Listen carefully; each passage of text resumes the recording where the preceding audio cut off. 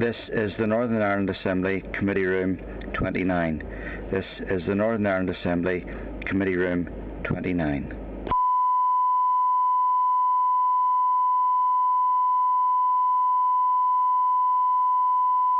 This is the Northern Ireland Assembly Committee Room 29.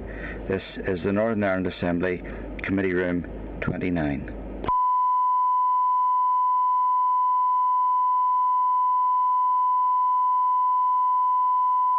This is the Northern Ireland Assembly Committee Room 29.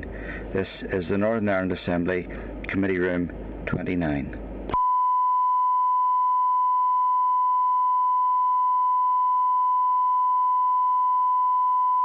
This is the Northern Ireland Assembly Committee Room 29. This is the Northern Ireland Assembly Committee Room 29.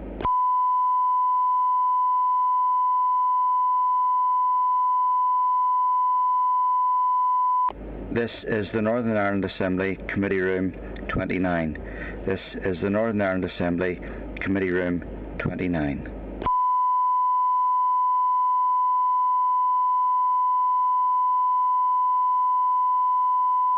This is the Northern Ireland Assembly Committee Room 29.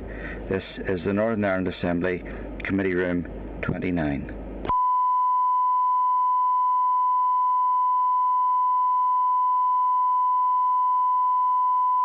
This is the Northern Ireland Assembly Committee Room 29. This is the Northern Ireland Assembly Committee Room 29.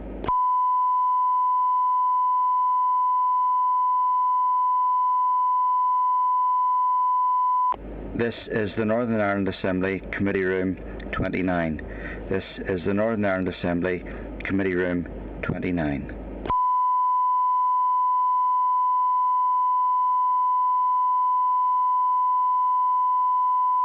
This is the Northern Ireland Assembly Committee Room 29. This is the Northern Ireland Assembly Committee Room 29.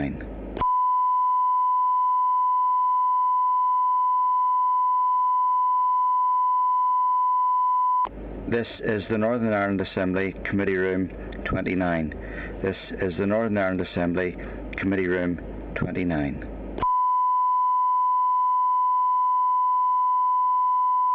This is the Northern Ireland Assembly Committee Room 29. This is the Northern Ireland Assembly Committee Room 29.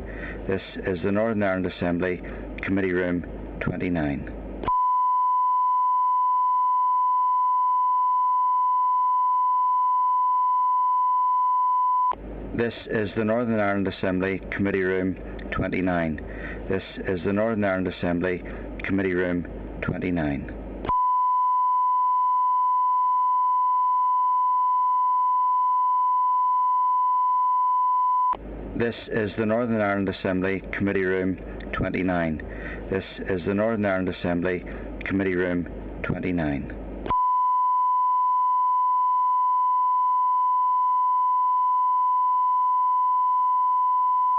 This is the Northern Ireland Assembly Committee Room 29. This is the Northern Ireland Assembly Committee Room 29.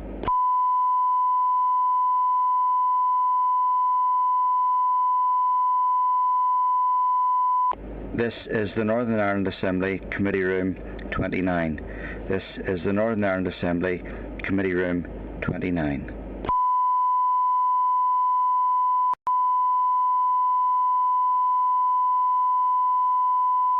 This is the Northern Ireland Assembly Committee Room 29.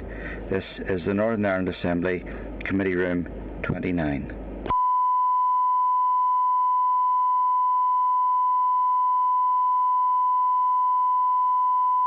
This is the Northern Ireland Assembly Committee Room 29.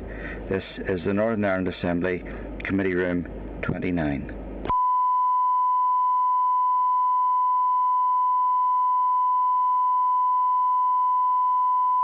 This is the Northern Ireland Assembly Committee Room 29. This is the Northern Ireland Assembly Committee Room 29.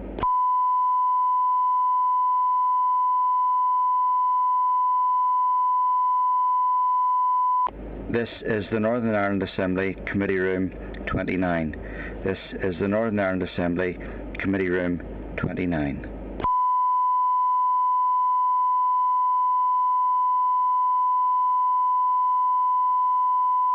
This is the Northern Ireland Assembly Committee Room 29.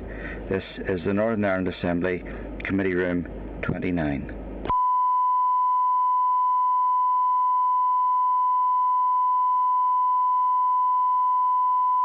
This is the Northern Ireland Assembly Committee Room 29. This is the Northern Ireland Assembly Committee Room 29.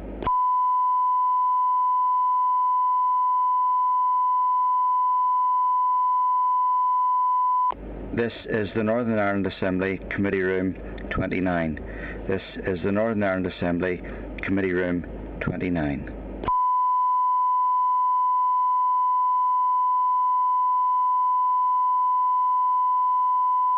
This is the Northern Ireland Assembly Committee Room 29. This is the Northern Ireland Assembly Committee Room 29.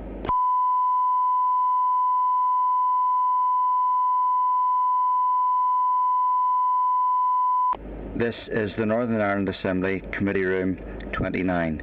This is the Northern Ireland Assembly Committee Room 29.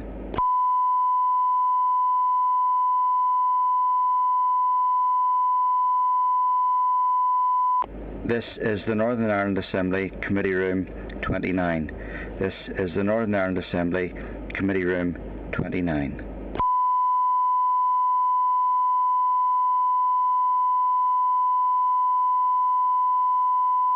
This is the Northern Ireland Assembly Committee Room 29.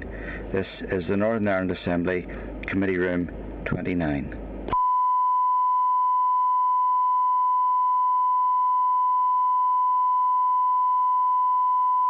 This is the Northern Ireland Assembly Committee Room 29. This is the Northern Ireland Assembly Committee Room 29.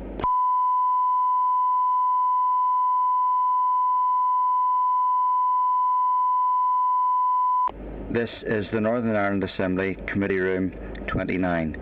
This is the Northern Ireland Assembly Committee Room 29.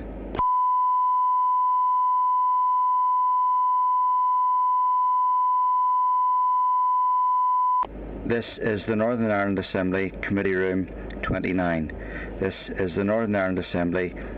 Room 29.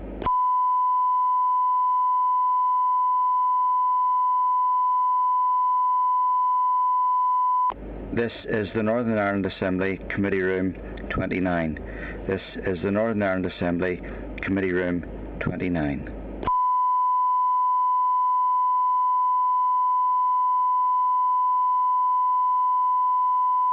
This is the Northern Ireland Assembly Committee Room 29. This is the Northern Ireland Assembly Committee Room 29. This is the Northern Ireland Assembly Committee Room 29. This is the Northern Ireland Assembly Committee Room 29. This is the Northern Ireland Assembly Committee Room 29.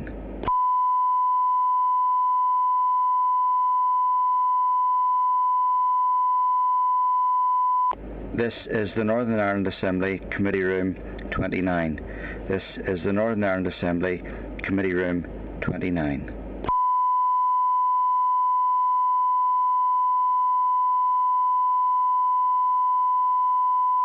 This is the Northern Ireland Assembly Committee Room 29. This is the Northern Ireland Assembly Committee Room 29.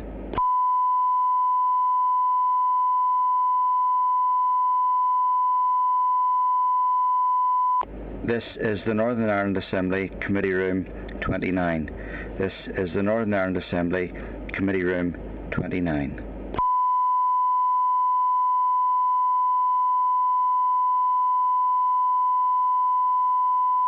This is the Northern Ireland Assembly Committee Room 29.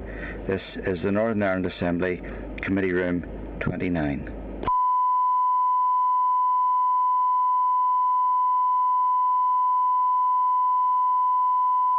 This is the Northern Ireland Assembly Committee Room 29.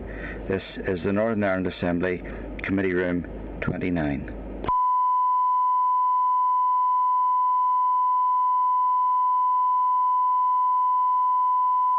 This is the Northern Ireland Assembly Committee Room 29. This is the Northern Ireland Assembly Committee Room 29.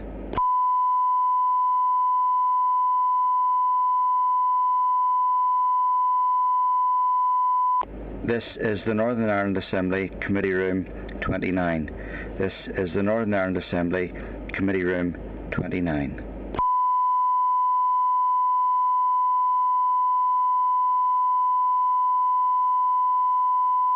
This is the Northern Ireland Assembly Committee Room 29. This is the Northern Ireland Assembly Committee Room 29.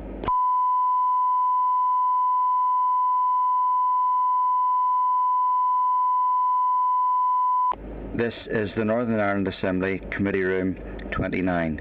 This is the Northern Ireland Assembly Committee Room 29.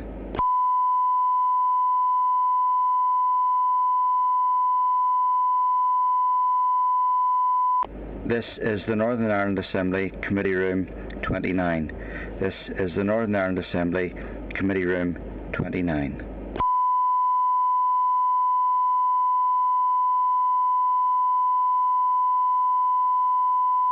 This is the Northern Ireland Assembly Committee Room 29. This is the Northern Ireland Assembly Committee Room 29.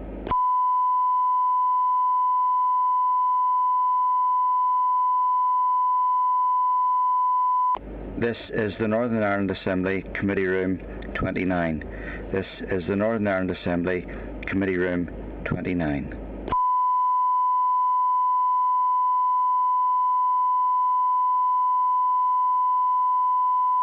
This is the Northern Ireland Assembly Committee Room 29. This is the Northern Ireland Assembly Committee Room 29.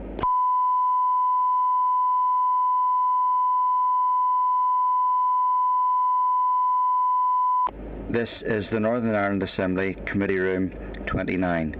This is the Northern Ireland Assembly Committee Room 29.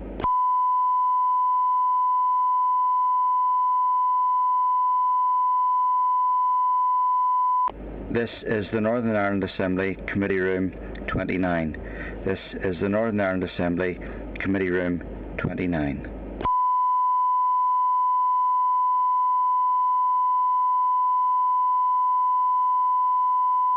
This is the Northern Ireland Assembly Committee Room 29. This is the Northern Ireland Assembly Committee Room 29.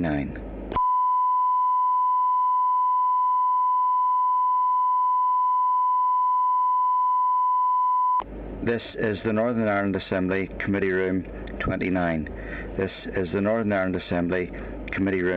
29.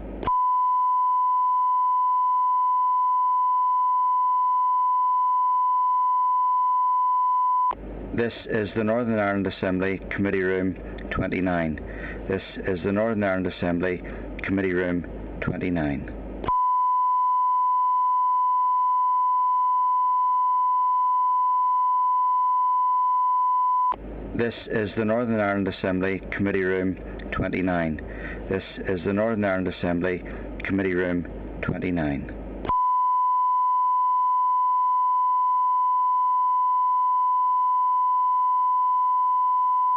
This is the Northern Ireland Assembly Committee Room 29. This is the Northern Ireland Assembly Committee Room 29.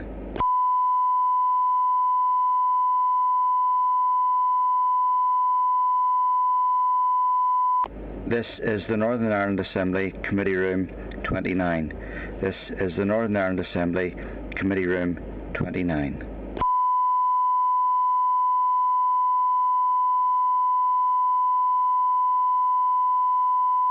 This is the Northern Ireland Assembly Committee Room 29.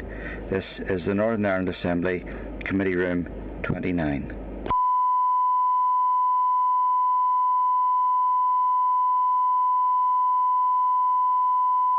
This is the Northern Ireland Assembly Committee Room 29. This is the Northern Ireland Assembly Committee Room 29.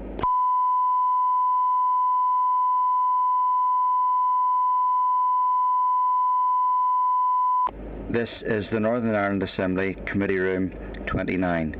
This is the Northern Ireland Assembly Committee Room 29.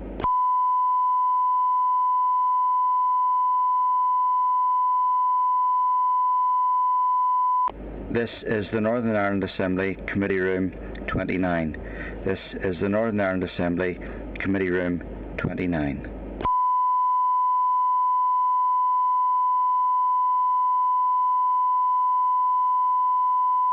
This is the Northern Ireland Assembly Committee Room 29. This is the Northern Ireland Assembly Committee Room 29.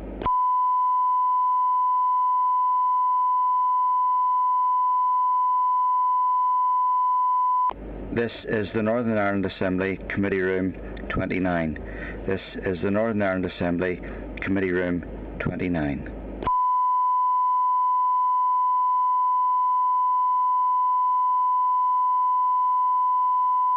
This is the Northern Ireland Assembly Committee Room 29.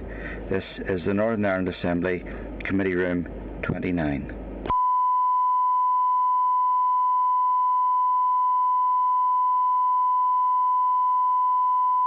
This is the Northern Ireland Assembly Committee Room 29. This is the Northern Ireland Assembly Committee Room 29.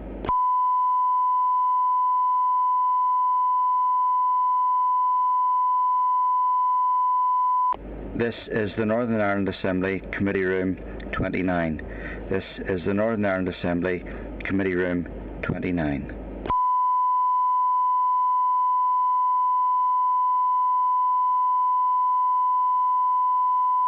This is the Northern Ireland Assembly Committee Room 29. This is the Northern Ireland Assembly Committee Room 29.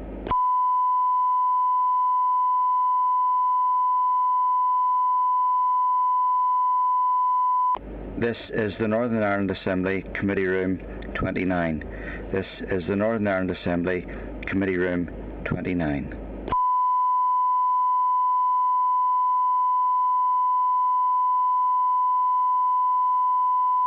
This is the Northern Ireland Assembly Committee Room 29.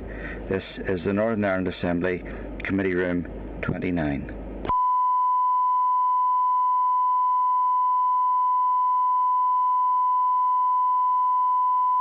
This is the Northern Ireland Assembly Committee Room 29. This is the Northern Ireland Assembly Committee Room 29.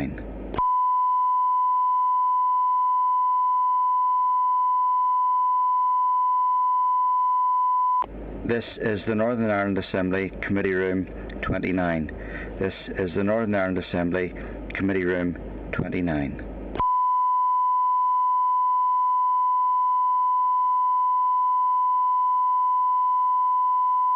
This is the Northern Ireland Assembly Committee Room 29.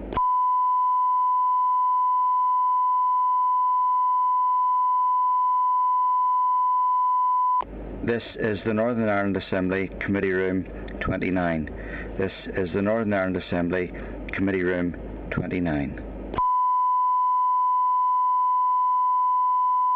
This is the Northern Ireland Assembly Committee Room 29. This is the Northern Ireland Assembly Committee Room 29. This is the Northern Ireland Assembly Committee Room 29.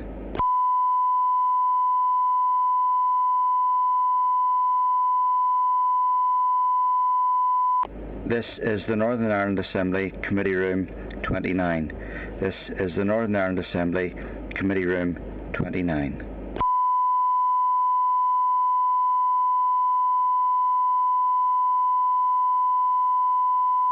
This is the Northern Ireland Assembly Committee Room 29. This is the Northern Ireland Assembly Committee Room 29.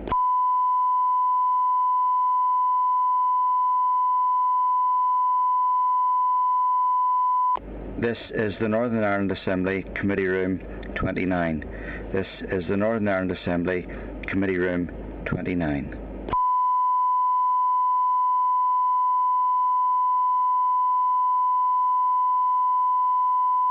This is the Northern Ireland Assembly Committee Room 29. This is the Northern Ireland Assembly Committee Room 29.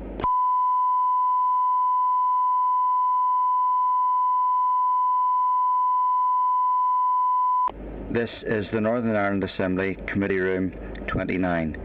This is the Northern Ireland Assembly Committee Room 29.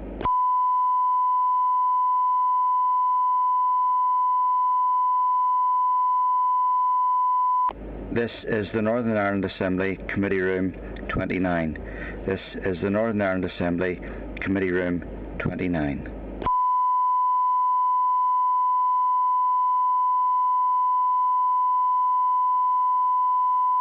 This is the Northern Ireland Assembly Committee Room 29.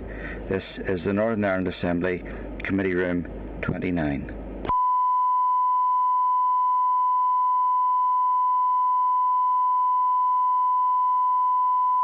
This is the Northern Ireland Assembly Committee Room 29. This is the Northern Ireland Assembly Committee Room 29.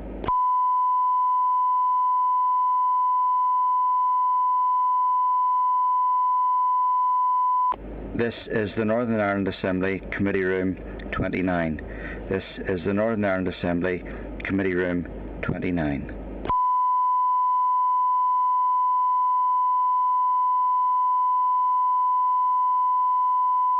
This is the Northern Ireland Assembly Committee Room 29. This is the Northern Ireland Assembly Committee Room 29.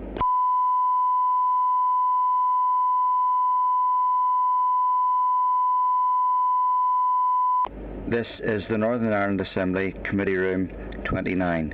This is the Northern Ireland Assembly Committee Room 29.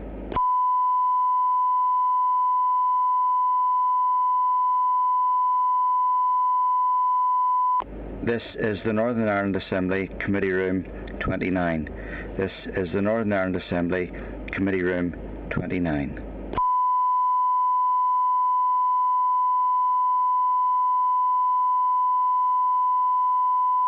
This is the Northern Ireland Assembly Committee Room 29. This is the Northern Ireland Assembly Committee Room 29.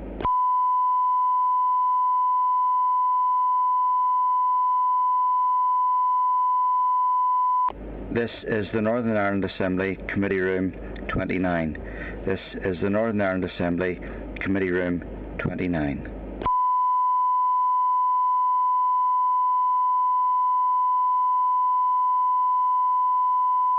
This is the Northern Ireland Assembly Committee Room 29.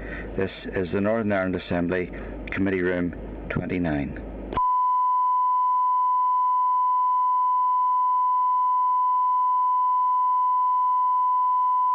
This is the Northern Ireland Assembly Committee Room 29. This is the Northern Ireland Assembly Committee Room 29.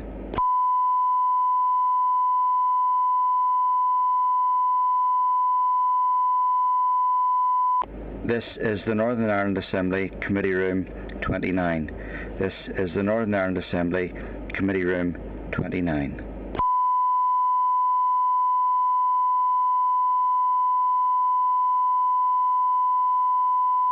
This is the Northern Ireland Assembly Committee Room 29.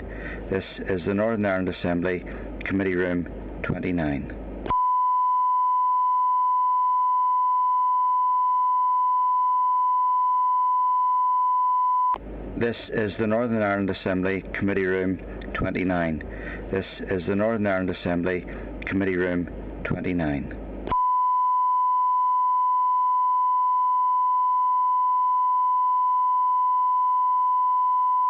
This is the Northern Ireland Assembly Committee Room 29. This is the Northern Ireland Assembly Committee Room 29.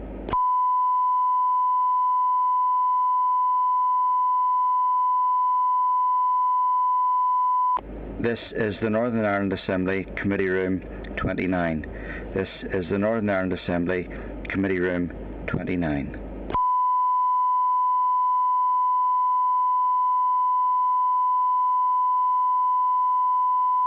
This is the Northern Ireland Assembly Committee Room 29.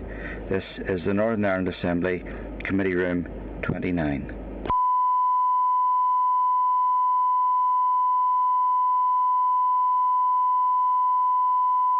This is the Northern Ireland Assembly Committee Room 29. This is the Northern Ireland Assembly Committee Room 29.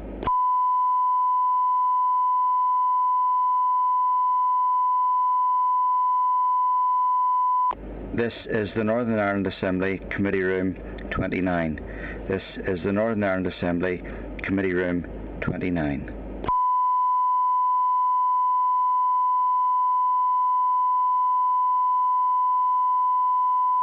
This is the Northern Ireland Assembly Committee Room 29.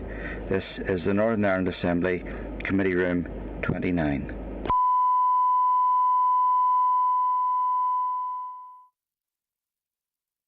Education Committee. Is anyone aware of any apologies? No? Okay. Move to agenda item 2 then, Chairperson's Business. Agenda item 2.1 refers to the budget for 2020-2021 and a response from the Department of Education on that budget is at page 3 of tabled papers. Can I seek members' agreement to forward the correspondence with the Department's original briefing to the Committee for Finance? Agreed? Agreed. Thank you. Okay, agenda item 2.2, can I refer members to correspondence from the Speaker at page 8 of tabled papers regarding a public petition on stopping the proposed closure of Barnish Primary School, Ballyvoy, which was led in the Assembly on the 1st of February by Philip McGuigan, MLA. Members content to note the correspondence? Agreed? Agreed. Okay, members, agenda item 3 then, draft minutes. Can I refer members to the draft minutes of the committee meeting of the 3rd of February at page 6 of your meeting packs and seek your agreement that the minutes are a complete and accurate record of proceedings? Agreed? Agreed. Thank you. Thank you, members. There are no matters arising. Any members have any matters arising? No. Okay, then we move to agenda item 5, which is our ministerial briefing. Can I ask Assembly Broadcasting to remove all members from the spotlight and add the witnesses? Can I refer members to a briefing note from the committee clerk at page 13? A response from the Department of Education regarding COVID-19 issues raised by the committee at page 16. Responses from the Public Health Agency and Education Authority regarding committee concerns over the publication of COVID-19 guidance for schools at page 24. Correspondence from a nursery assistant regarding the safety of non-teaching staff at page 32. Concerns relating to exams at page 33.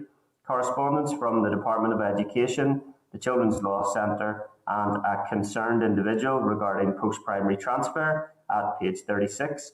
And correspondence from the NASUWT and concerned teachers regarding the Minister's decision that from September 2022, WJEC qualifications will no longer be approved for use in Northern Ireland schools at page 46. On that note, can I welcome Peter Weir, MLA, the Minister for Education, Ricky Irwin, Director of Inclusion and Wellbeing, Karen McCulloch, Director of Curriculum Qualifications and Standards, and Janice Scallon, Director of Sustainable Schools Policy and Planning. Can I check with the department that witnesses are in place and ready to go?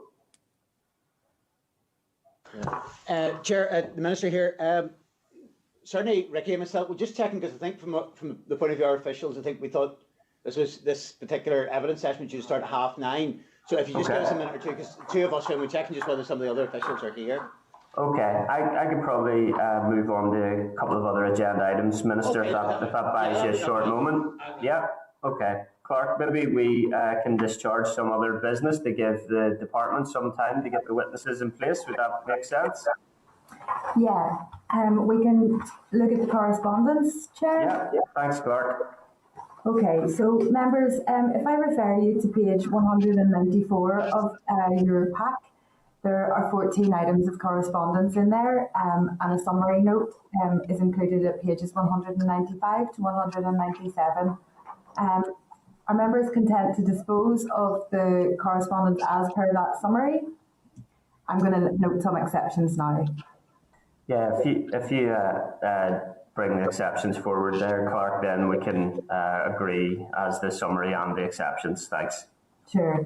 So item 7.2 on page 198 is a response from the Department on Emotional Health and Wellbeing. Do members have any views on that at the moment?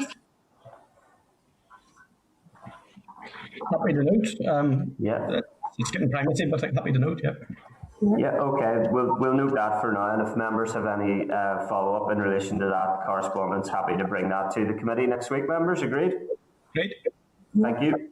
7.3 on page 203 is correspondence from Action for Children, seeking the committee's support for their bid for funding from the department for the Blues programme.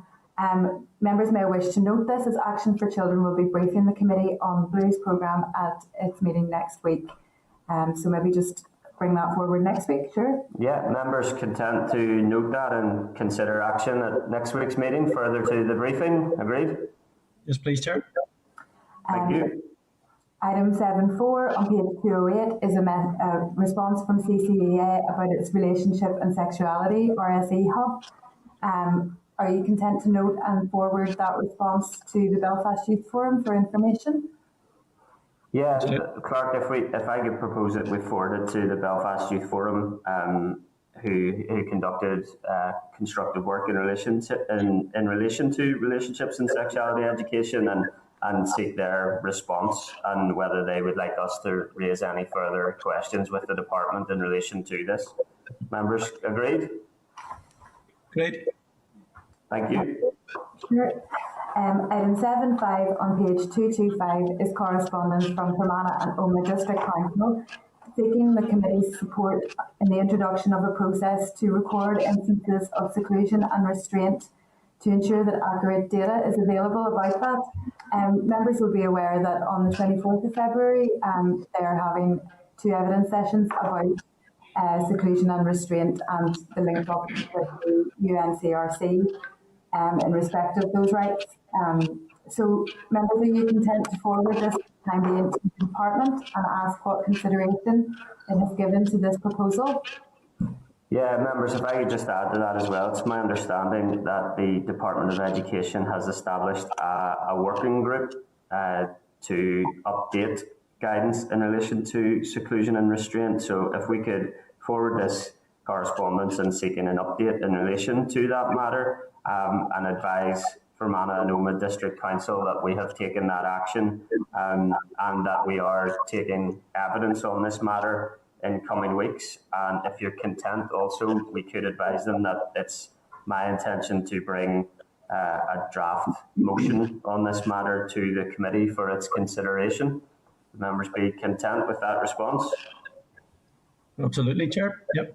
Agreed. Okay, thank you. Okay. Item 7.7 on page 238 is a response from the department regarding the rights of the child, indicating that the Minister plans to meet with the Children's Law Centre to hear the concerns they raise in the report and the priorities which came to the fore during the stakeholder event. Are members content to note and forward to the Children's Law Centre for information? Agreed. Yeah.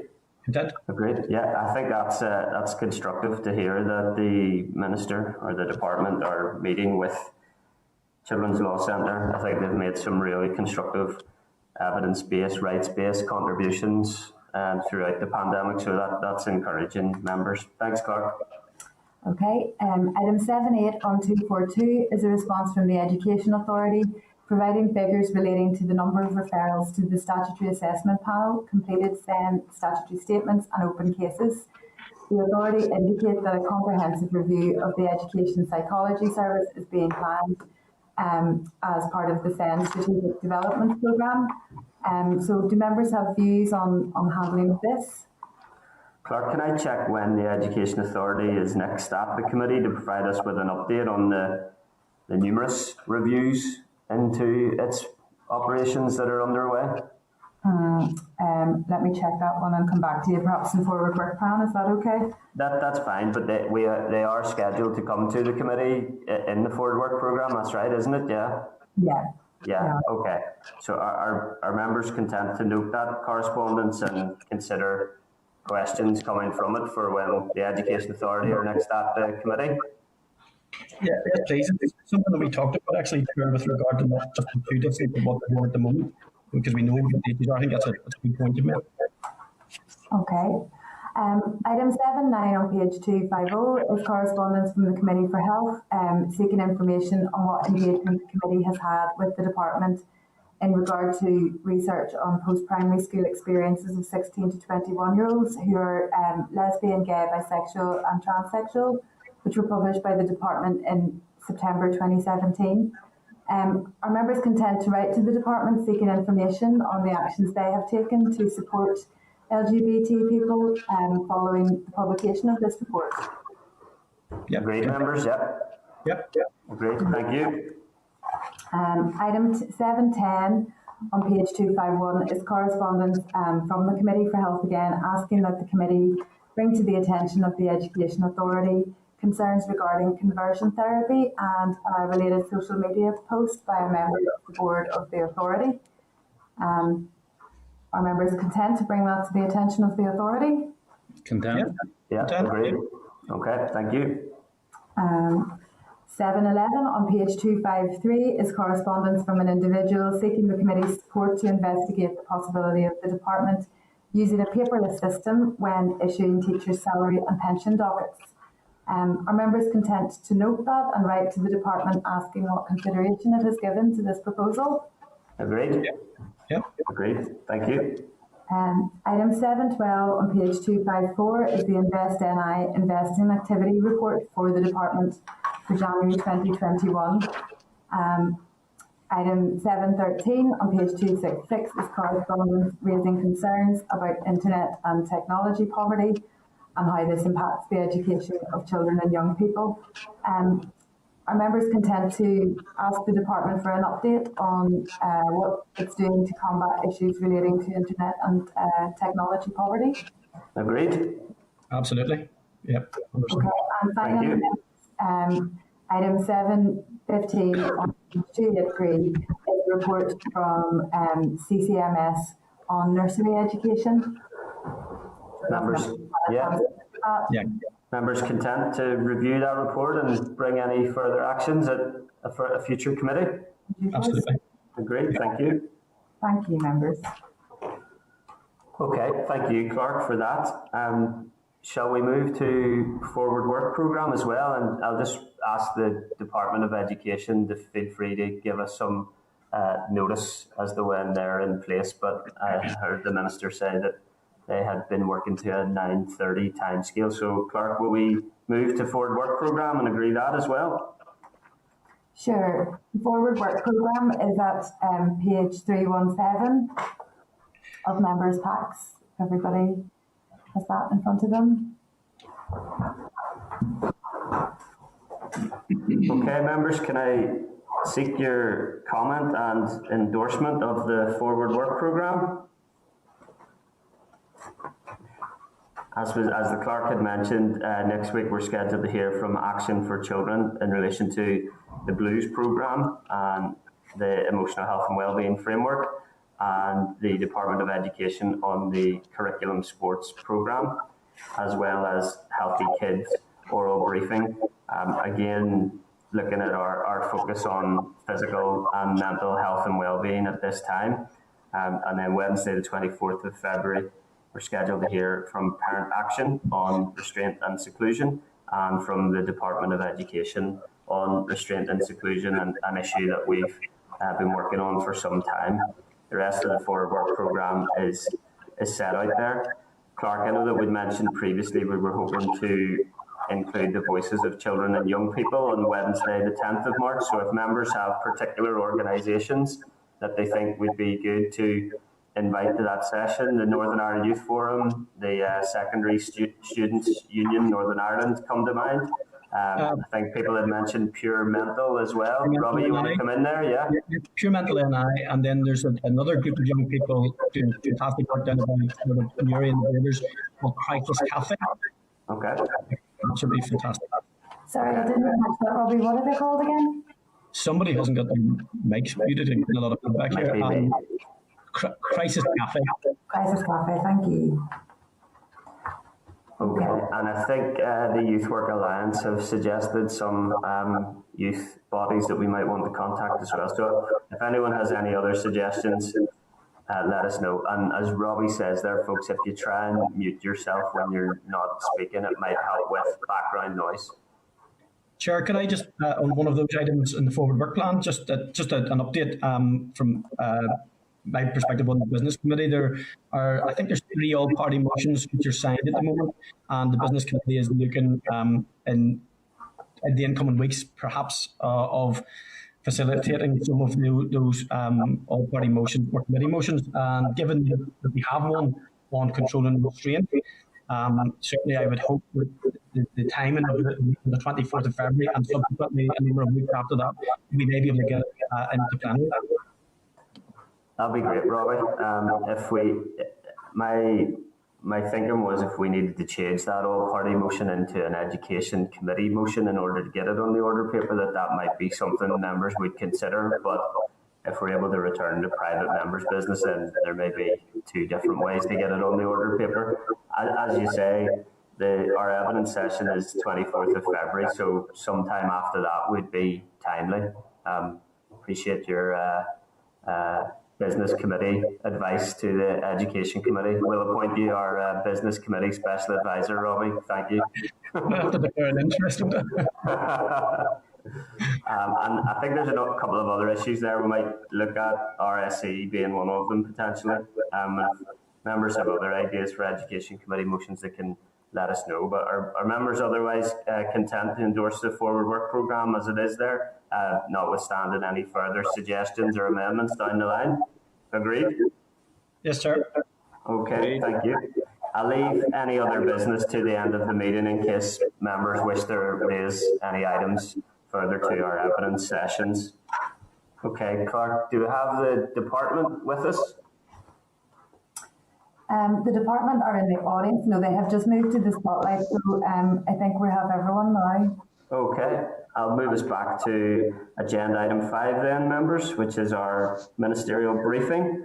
I had advised you on the papers that were available to you previously, so can I just check in with the Minister and that the departmental officials and witnesses are in place? Yes? Chair, yes, we're here. I have Ricky and Karen are with me on site. Janice will joining us by Zoom or sorry, down the line, sorry, in any event. I was just going to check, Chair, in terms of, it seems to be an awful lot of echo still, I suppose, in that with the sound system, but in terms of obviously the committee's highlighted obviously the 4 issues which we're happy to talk through and have a conversation with the committee on. I'm just wondering from that point of view, on those issues, do you want to take each of those separately and have it, or what format do you want? I'm happy to accommodate whatever. Yeah. What are your timings this morning, Minister? Well, I think we're here. I think we're booked into about 11. So okay, that's good amount of time then. Okay, it is. Members have suggested that we might move straight to questions if you're content with that. It is. Yeah. I'm just put it this way, and I have no problem with that. I'm just suggesting. On the 4 topics, are you going to take each in turn, or you take them sort of holistically as the 4 and just get questions firing out? I mean, again, I'm fairly flexible any direction. I would need to be reminded by the clerk of the 4 topics because 4 sounds optimistic, Minister. Well, Chair, maybe it would help from our end. I suppose what we have prepared up. The 4 issues I think that have been that we were aware of. I think the committee was interested would be the concept of. If you like, redoing the academic year is one issue. Okay. Secondly, we have follow-up for any questions that people have in terms of qualifications and examinations situation. Thirdly, the issue around vaccinations. And fourthly, the specific issue of WJEC. Those are the 4 that certainly indicated to us. And I think they will definitely be covered in the course of questions, Minister. Okay. So maybe we'll move to questions and you'll be well prepped on all those issues then. Okay, well, whatever. All right, thank you. I'll bring in the Deputy Chairperson, Pat Sheehan, to start us off. Thank you. Thank you, Chair, and thanks for coming along this morning, Minister. I want to ask you about 3 separate issues, and I'll try to be as succinct as possible. The WJEC qualifications, a recovery plan for the reopening of schools, and the vaccination programme for special schools. And first of all, on the WJEC qualifications, I mean, the narrative out there is that you felt slighted by the Welsh Board not informing you beforehand that they were cancelling exams this year. And the talk is you threw the toys out of the pram. And the consequence of that, Minister, is that you've reduced options for students. Some of these subjects aren't covered by any of the other examination boards. There was no consultation with teachers. And what you have done is created more uncertainty in a time when there should be more certainty for students. So I'm really asking you to revisit this issue. Unless you want to throw some clarification on the issue, but I mean, I think it's important that education policy isn't made on the basis of the minister having a hissy fit. Thanks. Well, okay, Vice Chair, I presume we just want to take each of the issues in turn. It's not on the basis of any form of hissy fit. I have no sort of personal, I feel either no personal slight or indeed particular personal animus towards the issue. The issue, I suppose, is the concern. First of all, in terms of reducing options, we'll come to that. Well, maybe I'll come to that in a moment. So the position is that the concern that has been there, first of all, is that Wales appears to be in the process of going on a level of solo run. And one of the things that should be remembered, the position that they are taking as regards examinations this year in terms of the 2021 examination is no bearing whatsoever on the WJEC qualifications, because the concern actually arose out of Wales's examination of what happened, I suppose, in 2020 and the Welsh Government report. And I suppose within that, they talked about, the report recommends about robust discussion and about how this was an opportunity to move away from the current examination system. Now, the concern would be as to the long-term trajectory of Welsh examinations and WJEC examinations, and I'll come to the point WJEC directly in a moment. And the fact that effectively they unilaterally appear to be potentially in the route of detaching themselves from that. Now, mention is made in terms of options and about limiting choice for students. Now, the position is, just to clarify, anyone doing an exam, anybody entering a course this year will not be in any way impacted whatsoever. The position actually is to look, and we have to give a circular of advice around about the December-January period each year to schools in terms of the boards which are doable.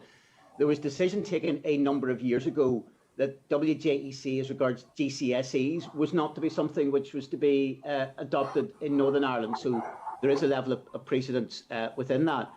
And what has been put in place is at this stage, and it is something which is entirely under review constantly, that the scenario is that effectively entries with effect at AS level from September 2022, we're advising that there is a concern over that. That comes, I think, from the regulator in connection with that. What will that mean in practice if things simply carry on as they are at present? Well, it will mean that not simply, for instance, anybody, say, completing A-levels in 21-20, anyone completing AS or A-levels in 21 will be covered. Anybody entering either AS or A-levels under WJEC in September 2021 and therefore due to complete those exams in September 22 would be covered. Similarly, anybody doing an AS in 2021 and entering A-level, A2 level in September 2022 will complete them in 2023. So there is plenty of time for a situation where Wales can rectify this situation. The other 2 points I would make on it, Pat, in terms of the WJEC. WJEC operates with two limbs to it. So they produce WJEC exams which are badged under WJEC. Those are the exams which appear to be under a level of movement effect because effectively...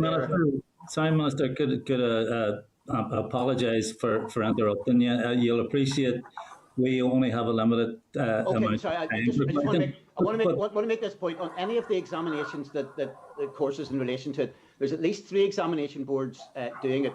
WJEC also badge themselves under a different title, which provide, largely speaking, external examinations under EDUCAS.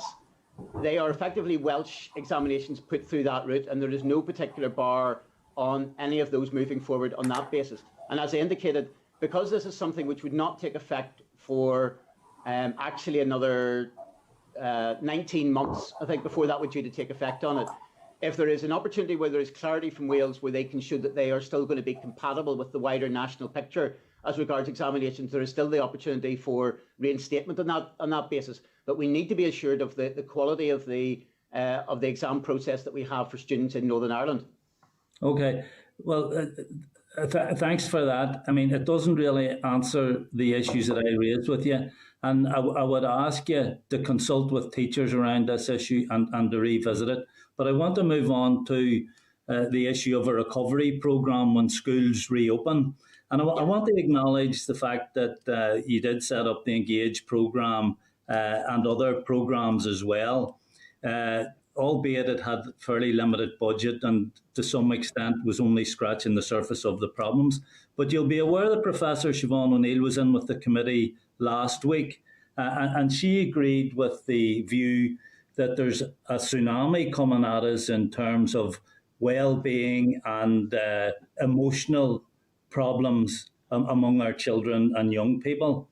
And we're facing into an unprecedented crisis in our schools, and that demands an unprecedented response. And what we need is a cohesive and integrated strategy that's properly funded, not piecemeal, not ad hoc or made up as we go along, and not a disjointed strategy, because I listened to officials last week talking about the different bits and pieces of funding here and there, and my head was dizzy by the end of it.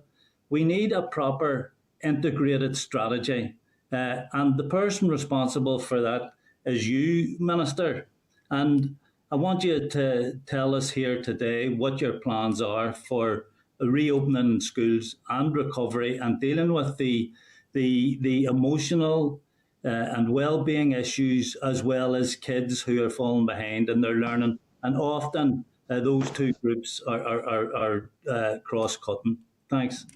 Oh, okay, thank you, Pat. And there's a lot in that, so you will forgive me. I'll try and deal with it. First of all, as regards the reopening of schools, the executive will be taking broader decisions in terms of reopening. That will also involve the issue of reopening of schools. There are discussions even this week, for example, with health, with trade union side, with stakeholders on that. But it's the executive that will take a decision potentially around the 18th of February or shortly thereafter. I think we want to be in a position where the position post the 5th of March, we can give a level of certainty. So from that point of view, there isn't anything definitive at this point, because ultimately no decisions have been taken. I want to see, I think it is right for, and I agree with you, a lot of the range of issues that you've raised, from both an academic and a well-being point of view. The sooner that we can safely get children directly into schools themselves, I think the better. You mentioned in terms of the situation in terms of academic and well-being recovery. What I would say is I have made it clear whenever I think the last executive paper was put, which extended remote learning to the 5th of March, it, I suppose, had a three-prong to it. One was about the extension, secondly about an aim to get children back. But the third point was to get in principle the acceptance from the executive that there needed to be a recovery programme, which again was accepted by the executive as a whole.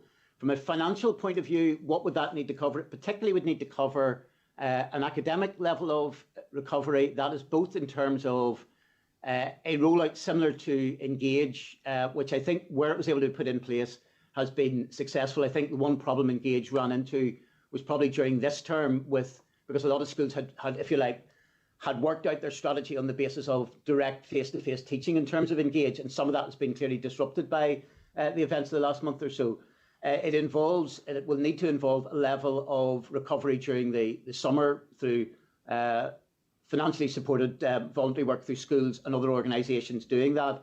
And it will need to involve then funding for well-being. And indeed, there was a precedent set that we got a funding for a scheme in terms of well-being last year. That will go alongside the amount of money which this year we have mainstreamed directly within budget, which is an extra 5 million from ourselves and £1.5 million coming directly from health into that. Now, in terms of the ambition of the scale of that, certainly I think from that point of view, I can certainly be as ambitious as anybody.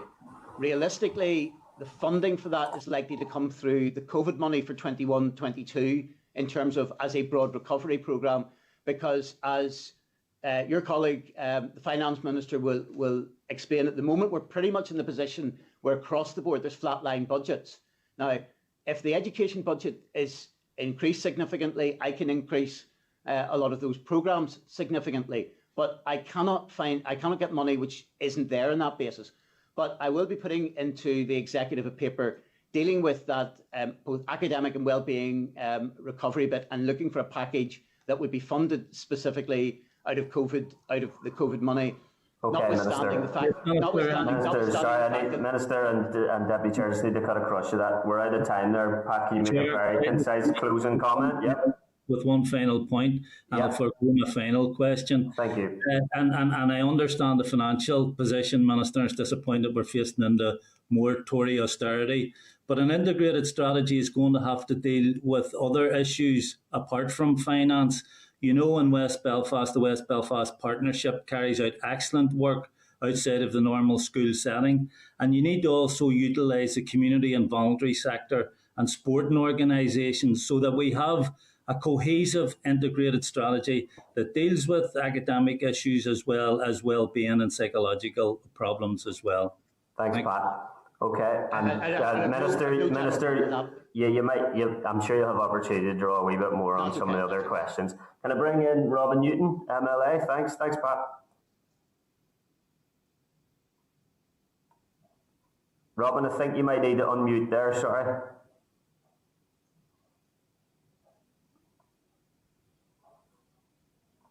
I don't think we can hear you just yet. Peter, you wouldn't get a glass of water just? Sure. The streaming's not working. Can we hear Robin there? No, not yet. Robin, if you can check your audio there, I'll bring. Sorry, that's you now, Robin. Go ahead there. I had to get technical help there, Chair. Thanks, Robin. Can I welcome the Minister and his team to the meeting? And I would just like to take up on three questions, if I can, Minister.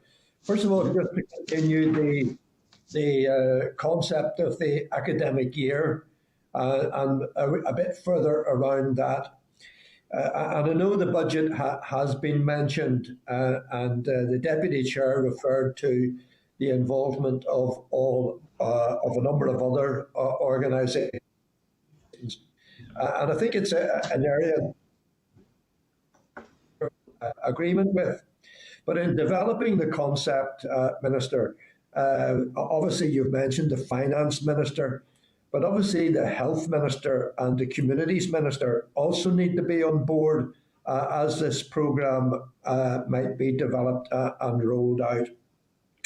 Can I just ask, Minister, in terms of how you're presenting a paper to the executive, and whether or not your officials have had any conversations with health and communities around the rollout of this concept?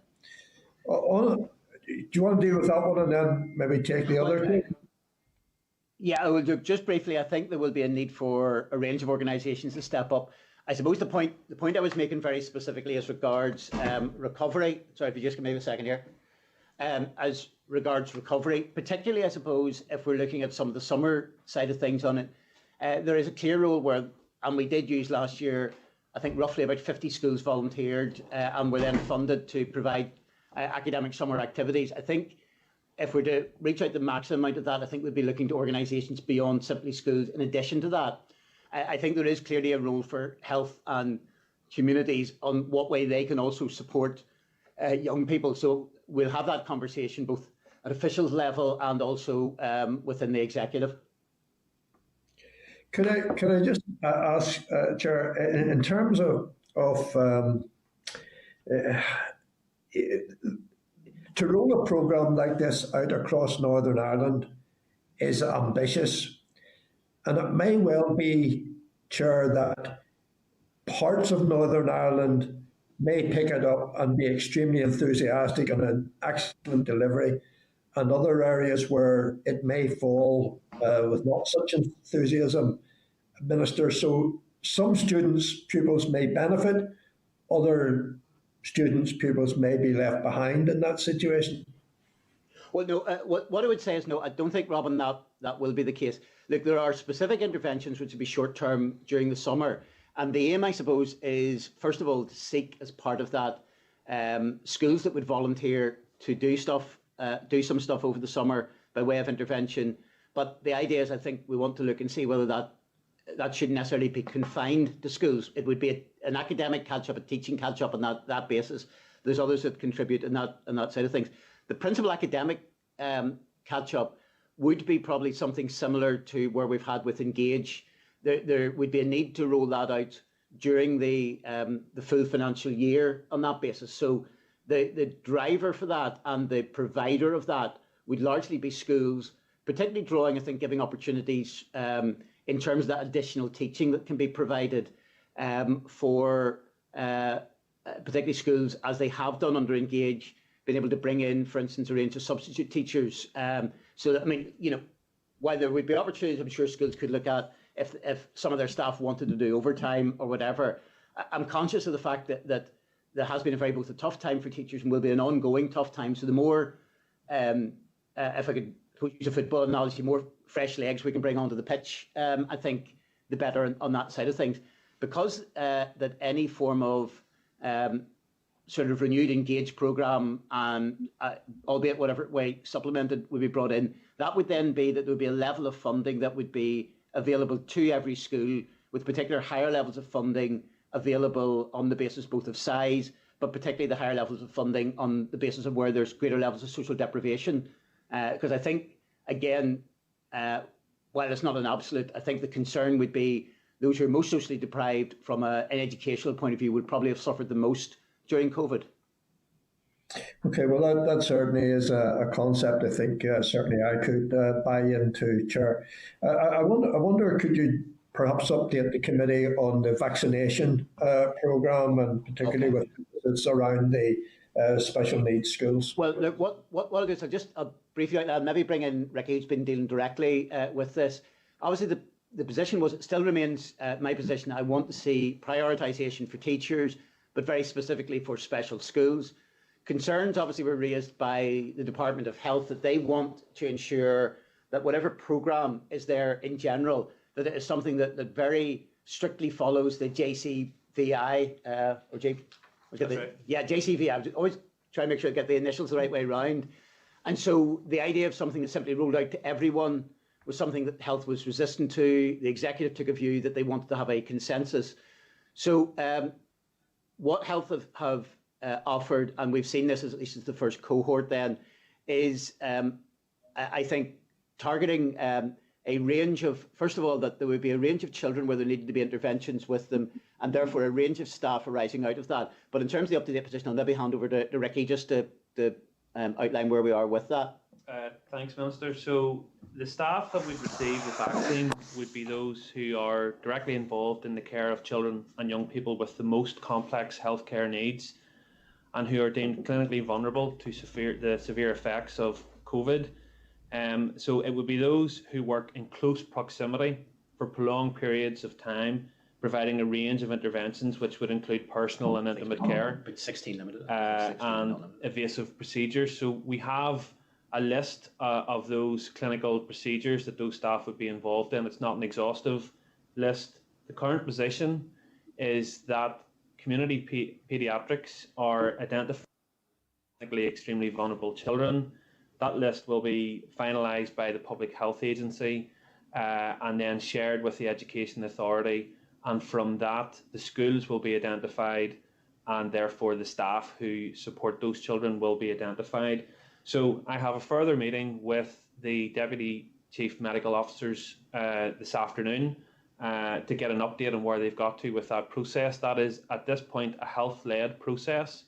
I would be hopeful that by the end of this week, we'll be in a much better position in terms of identifying both the children and the staff, and we can then move forward to vaccination as quickly as possible. Good news. Can I, very quickly then, before my time runs out, maybe an update on the Engage programme, and particularly again with the emphasis on special needs schools? Well, there's money been made available round about 300,000 roughly, I think, made available to special needs schools, as you know, don't look after directly their own budgets done through EA, but that would be part of that as well. In the broader bit of Engage, I think there's been a considerable level of rollout.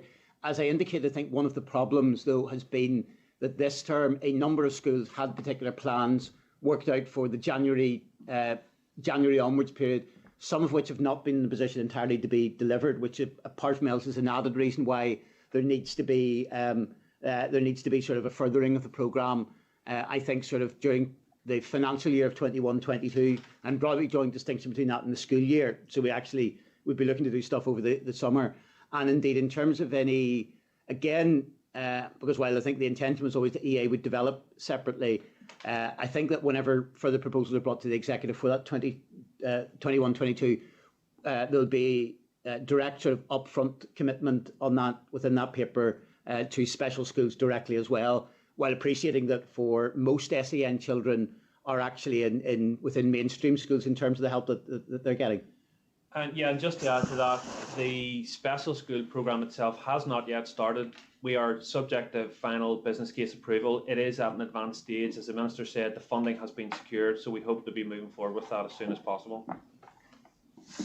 Okay. Thank you, Minister, and thank you, Chair. Thanks, Robin. Can I bring in Daniel McCrossan, MLA?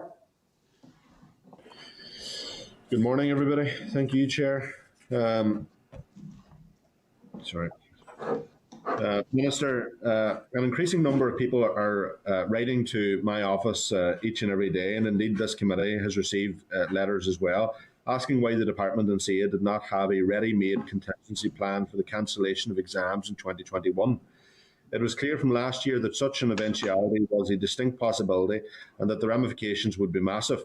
We're being told that it was so obvious that due to the mounting levels of disruption and the lack of data, it will be even more difficult to award grades. Consequently, early ministerial direction was essential. We've made this point continually to you, Minister, and I get the situation that we're in. Can you explain your rationale for not having commissioned a Plan B to be ready in time for the commencement of the current academic year or shortly afterwards? Well, with respect on it, to be able to make a judgment, I think there's two things in relation. CCEA were told last autumn to start preparing up contingency plans in the event that examinations, would not be able to take place if that was that contingency. They always indicate that the best possible route is for exams to take place. To be in a scenario,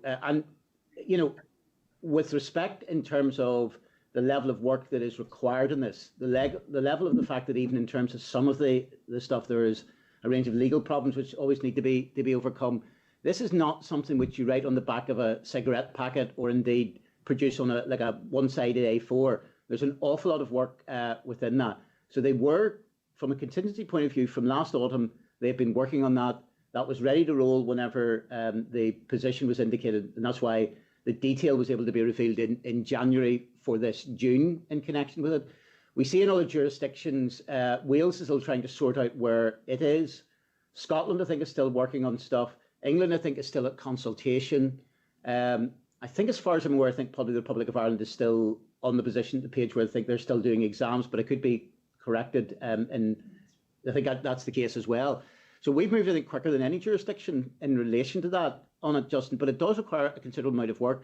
And the idea that frankly, to be able to judge where you are in the following June from the previous September and have everything in place for September, I think would be I think that would be certainly a premature notion within that. So look, I think everything is being put in place. I think the work has been done in connection with that, and direction was given a considerable time ago, and that work is being brought to fruition on that basis. Minister, I think we'll all appreciate that most schools accepted that there wasn't going to be exams, and most believe that you just didn't move quickly enough in relation to this. With respect, that's not what we were getting out of the stakeholders whenever we spoke to them. And indeed, for instance, whenever prior to Christmas, there was the revealing of the slimmed down sort of curriculum ask, if you like, in relation to that was something which was supported, I think, broadly speaking, by any of the stakeholders from across the system, be they selective, non-selective, be they from whatever sector. So, you know, I think we've got to actually let the facts actually speak for themselves rather than... Daniel and Minister, if I come in briefly there as well, the Secondary Students' Union of Northern Ireland report on mental health survey has established that the delay in decision making on exams caused anxiety for the pupils that responded to their survey. Weir's decision was taken on the 10th of November, and our decision, I think, was taken on the 6th of January. So I think Daniel's point pertains. And with respect, Chair, on the Wales decision, they're still trying to actually work out what they're doing. They've actually then effectively been plunged back into uncertainty, at least possibly once, possibly twice in relation to that. So there's a level of uncertainty that's there being produced by Wales. Wales made an announcement on the 10th of November without anything to back up how they were actually going to do any of this. Okay. Let me bring Daniel back in, Minister. Thanks, Daniel. Minister, we're not going to agree on this, but certainly the stakeholders, if you want to call them that I'm speaking with right across Northern Ireland are not telling me what you're telling me now, and they would fundamentally disagree with your account of events, to put it very bluntly. But I'll ask you another point. Looking back, do you think that you should have given CCEA, for instance, the resources to have such a plan in place much sooner? And will you assure us that the guidance you now have, you now issue in relation to how grades are to be arrived at, will fully take into account the lack of hard data available for current cohorts facing GCSE, AS and A-level? And will you adequately support teachers in arriving at fair grades for all our children? Yeah, look, there'll be full support. In terms of the guidance will be issued by CCEA to schools. Look, we've made it very clear, and that's why I think that in terms of the announcement, in terms of the data that can be used, I think one of the problems, and even one of the problems with necessarily getting absolutely fair grades, I think we're looking at trying to find the best possible solution, and whether this is this year, last year, or whatever, one of the problems is because of the disruption of COVID, that has limited the level of data. What we are saying is the maximum amount of data and any form of evidence. That's why we haven't produced something which says, here's a formula of you take this particular piece of data and weight that at a particular level. But it is actually holistically on the basis of the professional judgment, drawing from the evidence that is there. And that will be something that will be there from that. I think in terms of resources, I think there's been sufficient resources have been supplied. It's just, there are a range of things at times where you can put all the resources in the world. It's not a question of you double the resources, you have the time in which things can be produced. There are a range of things which have to be gone through. Work has to be done. And it's also, you can't simply even draw the individuals off the shelf to be able to do particular things. So there are limitations. There are practical limitations within that. But certainly I think CCEA have had all the level of resources that will be needed. And similarly, I think any support will be provided that is needed to teachers. But they're providing a professional judgment on the basis of evidence, externally assessed then from that point of view, externally monitored, if you like, from CCEA's point of view. Okay, Minister, I wanted to talk about transfer tests, and I'm keeping an eye on time. Now that you've seen the admission criteria produced by 200 post-primary schools and have had the opportunity to lament the disadvantage caused to some children who are eldest in their families, or who are the travelling community, or who are in receipt of free school meals, do you not regret heeding the SDLP's call for this year only to use the additional powers conferred on you by the Section 38 of the Coronavirus Act? We've mentioned this, Minister. I've spoken directly to you in relation to it. Well, sorry. You could, for example, have, through application of the least worst option approach that you've favoured on other occasions. Well, Justin, as I think you and I were on a television programme a while ago, I think there's a couple of complications that I think trying to use, I think it would be legally dubious at best. I think it actually would lie outside the role of the Coronavirus Act to try and impose conditions. But I think you yourself, when pushed by a certain sort of well-known journalist within Northern Ireland, was asked what was actually the criteria that you wanted to see standardised across the system. and you simply said, I want to see a fair process, I want to see fair criteria. There is no consensus on what that criteria should be. Now, if the SDLP are saying actually a role for a transfer test actually means that there is that level of certainty, I welcome your Damascus conversion on that basis on it. But there is no point, frankly, in simply saying, I want a fair process, I want fair criteria, without actually spelling out what those are. And indeed, I think legally we're suggesting something which would actually go outside the remit of the legislation. The legislation in terms of the Coronavirus Act is really aimed at specific areas within that. And indeed, I think any attempt to go beyond that, you're asking me to impose a solution with me, which I think are at best dubious, and frankly, also on that basis, to which you don't have a clue what those criteria would be. Okay, Minister, thanks, Daniel. I think that's no regrets. If you want to make your final question and comment, thanks. Thank you, Chair. With respect, Minister, the coronavirus powers that you could use, them, Minister. These coronavirus powers have shut down our entire society. So with respect to you, you could use them, and you could use them to the advantage of children. And there's a number of points. Like you could have, for instance, required the eldest child to be considered on a par with those who have family members already attending. You required the eldest child to be considered before those with former siblings and former parents having attended. Required schools to accept the same percentage of children on free schools meals or from the traveller community as they currently have registered. I also note that some schools, Minister, have used criteria from non-recommended section of the Department of Education guidance in 1615. Do you have any processes in place to check if these schools had regard to your guidance before proceeding to so blatantly disregard it? And also, if you find that a school has not demonstrated that they have had regard to your guidance, will you remove indemnification from them as you have the power to do so, Minister? These are important points. Good questions. Okay, Daniel. Minister, the point that you have said that there's no easy fix to this. There's not, and we all accept that. But there are. And from that point of view, I'm glad that. I don't know whether what you've just read out constitutes then an SDLP proposal for a criteria, but Minister, let me pause, Minister. Let me pause. I want some degree of order to this. Okay, it's a good question that Daniel has asked.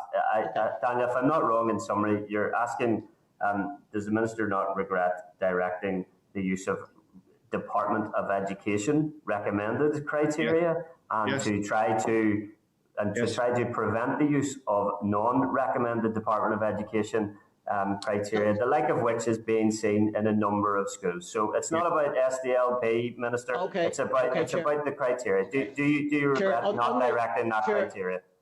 Chair, we have made it very sorry, if you can answer the question. We've made it very clear to schools what we recommend as criteria and what we don't, on the basis if schools are using non-academic criteria. The position is legally, the authority and indeed the power to set criteria lies with the schools themselves. That is not something which the department can simply override. That would require, for instance, under the 2006 Act, a situation in which the Assembly would have to take a view, for instance, on academic selection before any for this year only potentially. No, strictly speaking, you can only trigger the powers under 2006 could only be triggered legally once actually the Assembly has taken a firm position directly and voted through a position on academic selection. And I think it would lie outside. I think it would not survive any form of legal challenge if we were to try to impose. But also the point that has been made, Justin makes reference to things being on a par. The whole point with criteria is they need to be effectively in a ranked order because you're deciding between students. So essentially, if you're saying this criteria puts you in this place, this puts you in an equal place, then that doesn't actually solve the problem of who is admitted to a particular school and who isn't. Understand. I think that save for me to speak on behalf of Daniel, and he's run out of time as well. But I think Daniel's point was that a criteria could be sibling and or eldest child. Okay, I think that was his point. But look, I think your bottom line point, Minister, is your conclusion was you did not have the power to direct criteria. So discussing the criteria is using up time that we don't have. Daniel, I'll allow you a very, very concise final point, given the amount of time has been given on answers to you, but we need to move on. Go ahead. I expected the Minister to give the answer that he gave, but the Minister must appreciate that due to COVID, he has reduced legal requirements on the Department of Education and EA to provide vital services to the most vulnerable children to a best endeavour status when it suited him. So why did the Minister not, in this instance, do the same to ensure a much greater degree of fairness and admissions remains a mystery to us all? Like, Well, Minister, maybe because Minister, if you wanted to. No, Daniel, the Coronavirus Act is not simply a device which you can do whatever you want with it. There are clear indications. There are clear indications. If you read the full act within that, you will see there are clear indications that there is a purpose to the act. That there are aims of what can and can't be done. There is specific. Unfortunately, we had to be in a situation for a short while earlier on in the year where there was a limitation because of certain level of practicalities. That is something that is directly allowed within the Act. It's something that is done with a great deal of reluctance. Imposing non-academic criteria or academic criteria or criteria on schools where there is a clear legal responsibility of schools is something that would be clearly outside the Act. So you ask me why I do one rather than the other. The reality is that one ultimately I was forced to reluctantly because of circumstances, but I had the legal power to do. The other, I didn't. Okay, that's Daniel. Robbie Butler, MLA. Robbie Butler. Yep, Chair, thank you. Thanks, Robbie. Yeah, cheers. It just takes a wee second or two to come in. Minister, just on Daniel's last point, the public record will be very clear which parties and which individuals actually had the P7 pupils at heart with regard to solutions and seeking a fair outcome. I'm not going to ask you any questions on the cohort that's went past because people are very aware of the discussions, the public discussions, and those that are prepared to put up ideas. But we do have a cohort of P6s at the moment who will be coming in very shortly in September time into P7 with possibly the same problem ahead of them. Just a very brief question, Minister. Is it your intention to do the same as you did this year, or will you be looking to improve and maybe make clear some very clear contingencies? You know that, for instance, last year I had one on the table which was bring it back to primary, which I can put on the table now. Is something that I will be trying to do if we're going to be in school and doing tests. Secondly, then, if COVID is still a real threat, and children are losing out again, would you be minded to do the same thing again, or will the system be improved to take into consideration what we've learned this year? Okay, look, Robbie, thanks for that. I think in terms of, and look, I appreciate as well that while various ideas didn't work out, I know that you were constructive in your suggestions. I suppose part of the issue then was that schools, as they have the legal responsibility, did take that advice, and most found that the routes that could involve some level of academic selection outside of a transfer test weren't really tenable, which was why the bulk of schools took that view. Certainly from the point of view, I know that I think it's already been an announcement, certainly from AQE, may well be that, I don't know, or PPTC, that their intention is to do the transfer test in November. I think we would all hope to be in a position where we're in a lot better situation. And what it did actually last year indicated that certainly from an academic selection point of view, that to have an entirely fair or level playing field or something that is robust, there isn't really any alternative other than transfer tests of academic selection is to be used. And I think also this year has been demonstrated that for those who would simply banish academic selection without any form of alternative shows that the difficulties that are there. Look, I'll be with you. Look, I'm happy to work with others, including yourself, in terms of any help that can be. There are legal constraints on the basis of what actually lies legally within the powers of boards of governors of schools. They will have to. In terms of the primary school side of it, as indicated, I've absolutely no problem. I've been very supportive of tests being brought back to primary schools. Indeed, in my previous tenure in 2016, there was a long-standing, I don't know how maybe strong is to say a ban, but certainly a memorandum to primary schools saying you are not to do this. That was lifted during that. So there's absolutely no bar on it taking place in primary schools. However, I think both in terms of the organisation setting the test, but particularly I think there would be considerable resistance, I think, to be fair, within a lot of primary schools to actually having the test within that. There would be a lot of principals. I know it's the position certainly of all the main teaching unions that are opposed to the test taking part in primary schools. And I suppose the only issue, but I'm more than happy to have discussions in relation to this, the only issue in terms of the venue side of it is, I think it would be inequitable if tests took place and they took place in some primary schools but not in others, because I think that would give advantage to some pupils over others in terms of the test. I just agree with that, and it was short in time. I'll agree with that, Minister. I think it's incumbent on all of us to remember what happened here.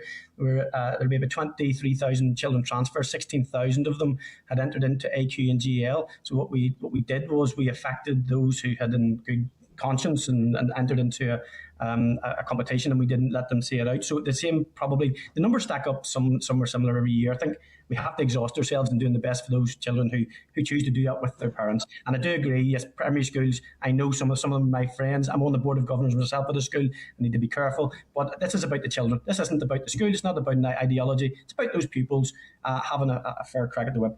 I'll move on, if that's okay, Minister, because we're limited for time. So there's... Yeah. Did you want to come in there, Chris? No? Sorry. Okay. Go ahead, yep. Yeah, okay. So last week, obviously, Minister, and you're probably prepped for this, there was the discussion and doing the rounds, certainly some teachers in the media and unions were being questioned up about redoing an academic year.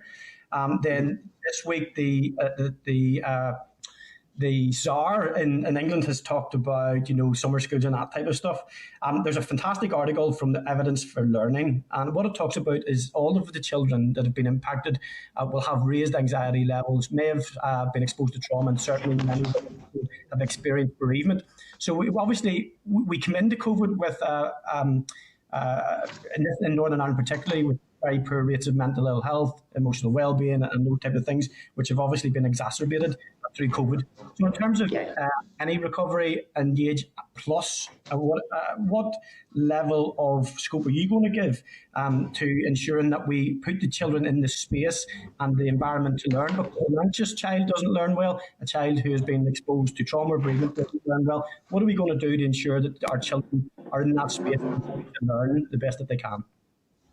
Well, I suppose a couple of things have already indicated as part of that it's a mixture of both the academic and the well-being side of it. I'll be bringing a paper to the executive. There is academic catch-up which needs to take place.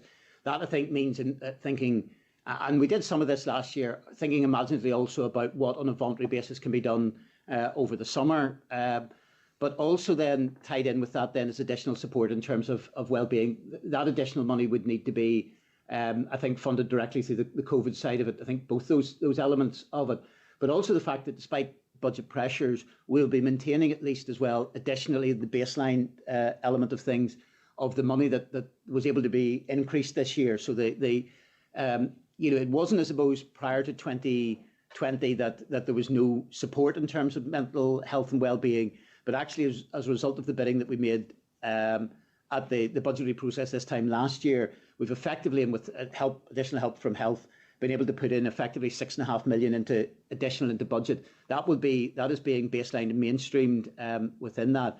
I mean, but probably a fairly lengthy answer, so I'll maybe leave it to somebody else to ask. In terms of, from a practical point of view, I know that there's been talk by a few people of effectively redoing the school year. That, to be honest, is something from a practical point of view for a whole range of reasons, but also educationally wouldn't be particularly sound for individuals. But there are a small number of individuals each year who will maybe repeat a year, for instance, and there is always that scope for particular individuals. But in general, the educational experience that is drawn on that from here and elsewhere would suggest that's not, generally speaking, a good route to go down. No, and just final point, it's not a question, Chair, so hopefully you'll not feel the need to interrupt me.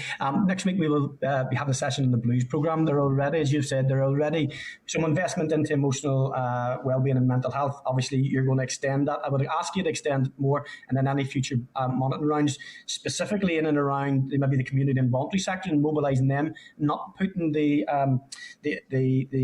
burden on teachers to provide that pastoral piece. They will restore the relationships as they do, because it's a very important part of teaching. But there are some excellent programmes out there. You can tune in next week and hear about one of them, and perhaps that might be the tenant for any summer schemes. And if we look at that, I think Robbie, as regards to, I suppose, just as obviously the two elements, if it's largely speaking academic in through what format, it will be teachers providing it academically. Now, generally speaking, I think any additional stuff probably is ultimately drawing on substitute teachers in whatever form. I'm not talking about I think that the pastoral well-being side is largely speaking, not excluding education staff, while not excluding teachers, will largely, I suppose, be drawn by other means. But I suppose the issue is that if the best way of delivering that on the ground is for schools to be providing it, to some extent, schools will have the choice over how they apply the budget within that. Because I think we're also aware that whereas there will be certain schemes that will be mainstreamed, which apply across Northern Ireland, not always given sort of the complexity of school-age population, given the complexities of Northern Ireland, what may work in the middle of Lisburn for a 14-year-old may be very different from what would work in rural Fermanagh for a 7-year-old. So it's about giving that level of flexibility also to schools to be able to provide that level of support. Just to finish, it's just in case it's cross purposes. I'm not talking about the curriculum. I'm talking about getting the young people in this space to do the catch up and get the curriculum, which can be done over an extended period. It's just that's before you get that. Okay. Thank you, Chair. Thanks, Robbie. Can I bring in Nicola Brogan, MLA? Thanks, Chair, and thanks, Minister, for your attending this morning. I have a few quick questions for you. The first one is on vaccination rollout for special schools. Obviously, we were all asking you to prioritise them, so we're grateful for that. But we've been contacted by a number of special school principals who have said since the announcement that that they have been given the responsibility to choose which staff within their school receive the vaccine. First of all, do you think this is appropriate? And secondly, in the overall context of the vaccination programme, surely the number of staff in special schools would be relatively small, and would it not make sense to offer the vaccine to all staff? And can you explain why that isn't currently the case, please? Well, okay, the position, Nicola, on that, yes, I think it would make sense to offer it to all staff. That would be my position. I also think it does put special schools principals in a difficult position. I pay tribute to the work they've done. The position was I put a paper to the executive which indicated that my preference was for all special school staff to do that. The executive felt, from the point of view that they wanted a consensus on the issue. Health made it very clear that they were not prepared to support something which they felt went against the JCVI, which suggested therefore that they would be opposed to simply something which at this stage rolled it out across everybody. There was not, I suppose, across the full range of the executive a willingness to put that to a vote and outvote health on that regard. There was a desire to have consensus within that. That meant that we had discussions with health. Health indicated that what they felt was consistent with JCVI. And again, if it was purely left up to me, would I vaccinate every special school staff member? Yes, I would, but I don't have a stash of the vaccine in that regard. We can only work on what is agreed by health. So health have identified that they believe that what is appropriate is for a range of children who have particular clinical vulnerabilities and a range of interventions that will be there from staff. They've listed, but not saying this is limited to it, as Ricky indicated, I think a list of 16 interventions that would be there. Now, the issue is the next step in that is identifying, if it's not going to be all staff, which staff. I think where it does put special school principals in a difficult position, but it's difficult to see where there's a way around this, is if health is saying we will only vaccinate at this stage those who qualify under that, it is difficult, I think it'd be impossible for health to identify on an individual school basis who that applies to. And probably the only person who within a school is in a position to largely identify which staff carry out these functions would be the principals. And that's where I think it is an unfortunate position on it. But I suppose the choice to some extent from the point of view of what could be got out of health is either going down that route, or at this stage, nothing happening at all in terms of the vaccinations. So I think what is there is the better option than it not being there at all from the point of view of special schools. But look, my position consistently has been that teachers need to be prioritised, and that in particular I want to see all special school staff vaccinated. Yeah, I definitely think it's unfortunate that principals have to make that decision, and just as much as say all teachers, I think all school staff should be prioritised. Which brings me to my next point that Nicola, can I just kind of really briefly before you move on, can I just check that we've got an answer from the department with regards to when special school staff will be vaccinated? I might have missed it earlier from Ricky, but can I just check, Minister? I think Ricky indicated. Well, maybe I'll pass over to Ricky directly just in relation to that. Thanks, Minister. So the clinically extremely vulnerable children, Chair, are still being identified by the PHA. So I'm getting an update from them this afternoon in terms of that process.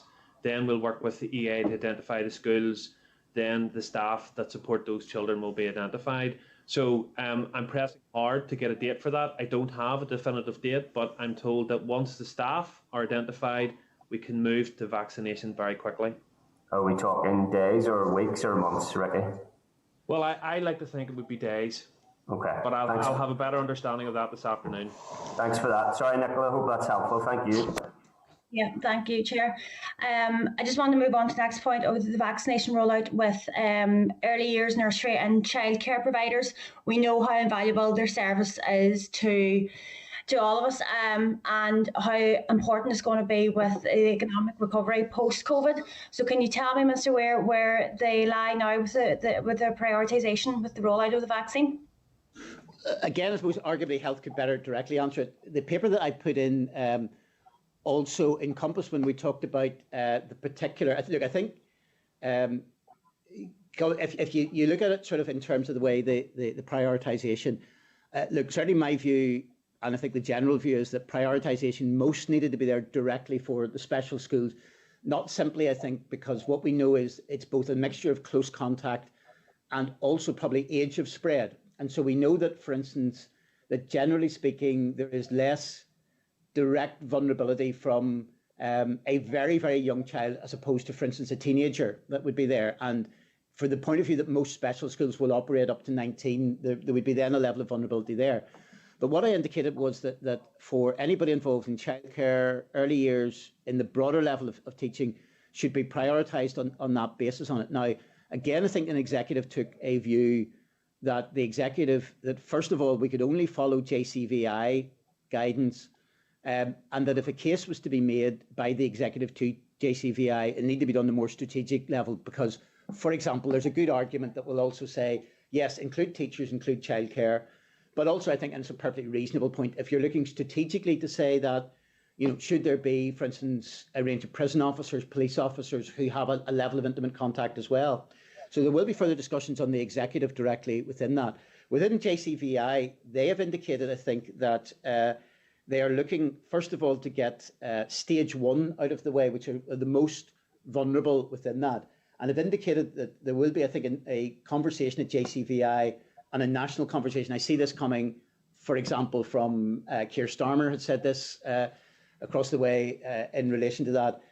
But JCVI have then talked about consideration of then in the second phase, prioritising people on the basis of professions. And they've highlighted, for instance, education profession, childcare, etc., as part of that, along with some other side of things. So I think there's a very lively debate within that. Yeah. But the position is that health are purely going on what the basis of the prioritisation given by JCVI. So because JCVI haven't put a particular date on that, I'm not in a position to put a date on that either. Okay, well, I appreciate you can't give a date, but I just would I've engaged with a number of childcare providers and members of early years providers, and they do feel overlooked at the minute, that their service isn't being appreciated, and that just simply isn't the case. We all know how important it is, so I want to raise that there. Nicola, sorry to come in again, but your questions are so good today, and I'll make sure to give you the proper time afterwards. Can I just supplement that one briefly as well, Minister? Minister, are you aware that there are some community and voluntary sector childcare providers that have received vaccination by virtue of holding contracts with the Health and Social Care Trusts? And there are obviously a wide range of other independent providers also inspected and regulated by Health and Social Care Trusts who have not been vaccinated, creating a disparity within the sector at this moment in time. No, Chair, I'm absolutely aware of that. And I think it is something that, from that point of view, that is clearly, in terms of the position, as I understand it, and it has created, I think, a lot of waves and problems, understandably, within the childcare sector. As I understand that, health gave a sort of a directive in terms of where JCVI, in terms of the implementation of that at trust level, there were some trusts taking this in a different position to others, some of which was then indicated, I think, there was arguably a mistake over. So I know that, for example, in the Western Trust, issued an email effectively to community and voluntary sector providers, and actually initially widened it even beyond those they had a contract with, saying, you want to book a time for vaccination, come on in. That apparently was a mistake and was withdrawn. I'm aware, I think, that within the broader childcare sector, I think the Belfast Trust got in contact with a range of organisations, some of which were childcare providers, and were offering a vaccine. That was not the case with other trusts. Now, to be fair, I don't think that's come from a Department of Health level. I think that went beyond what they wanted to see happening. But it doesn't help in the wider situation that people feel that they're not being treated equally with others. So I agree with you on that point entirely. Well, I think one of two actions needs to happen then. Someone needs to issue an apology if there was a mistake, and or the vaccination needs to be extended on a fair and equal basis. But let me bring Nicola back in, because she's been very graceful with me. Thank you, Nicola, and thank you for your questions. Okay, Chair, thanks. Minister, I want to ask you also about the Engage programme. I've been contacted by a number of nursery staff and preschool staff who feel they should be included in the programme, and I completely agree with that there. We know how important this kind of stage of educational development and social development and emotional development and this early years stage is on children. So I think that they should, like nurseries and preschools should be afforded all the resources and support that we can offer them. So would you agree with me that nurseries and preschools should be included in the Engage programme? Well, look, we'll look at whatever can be rolled forward in relation to it. I think the problem directly is the Engage programme is very specifically about academic catch-up. It's about particular, I suppose, making sure that subject matters are covered on that basis on it. Now, I think to some extent, I suppose the only issue is it can always be looked at for nursery and preschool, whether it is directly as pertinent to them. I think there's an arguable case in relation to that.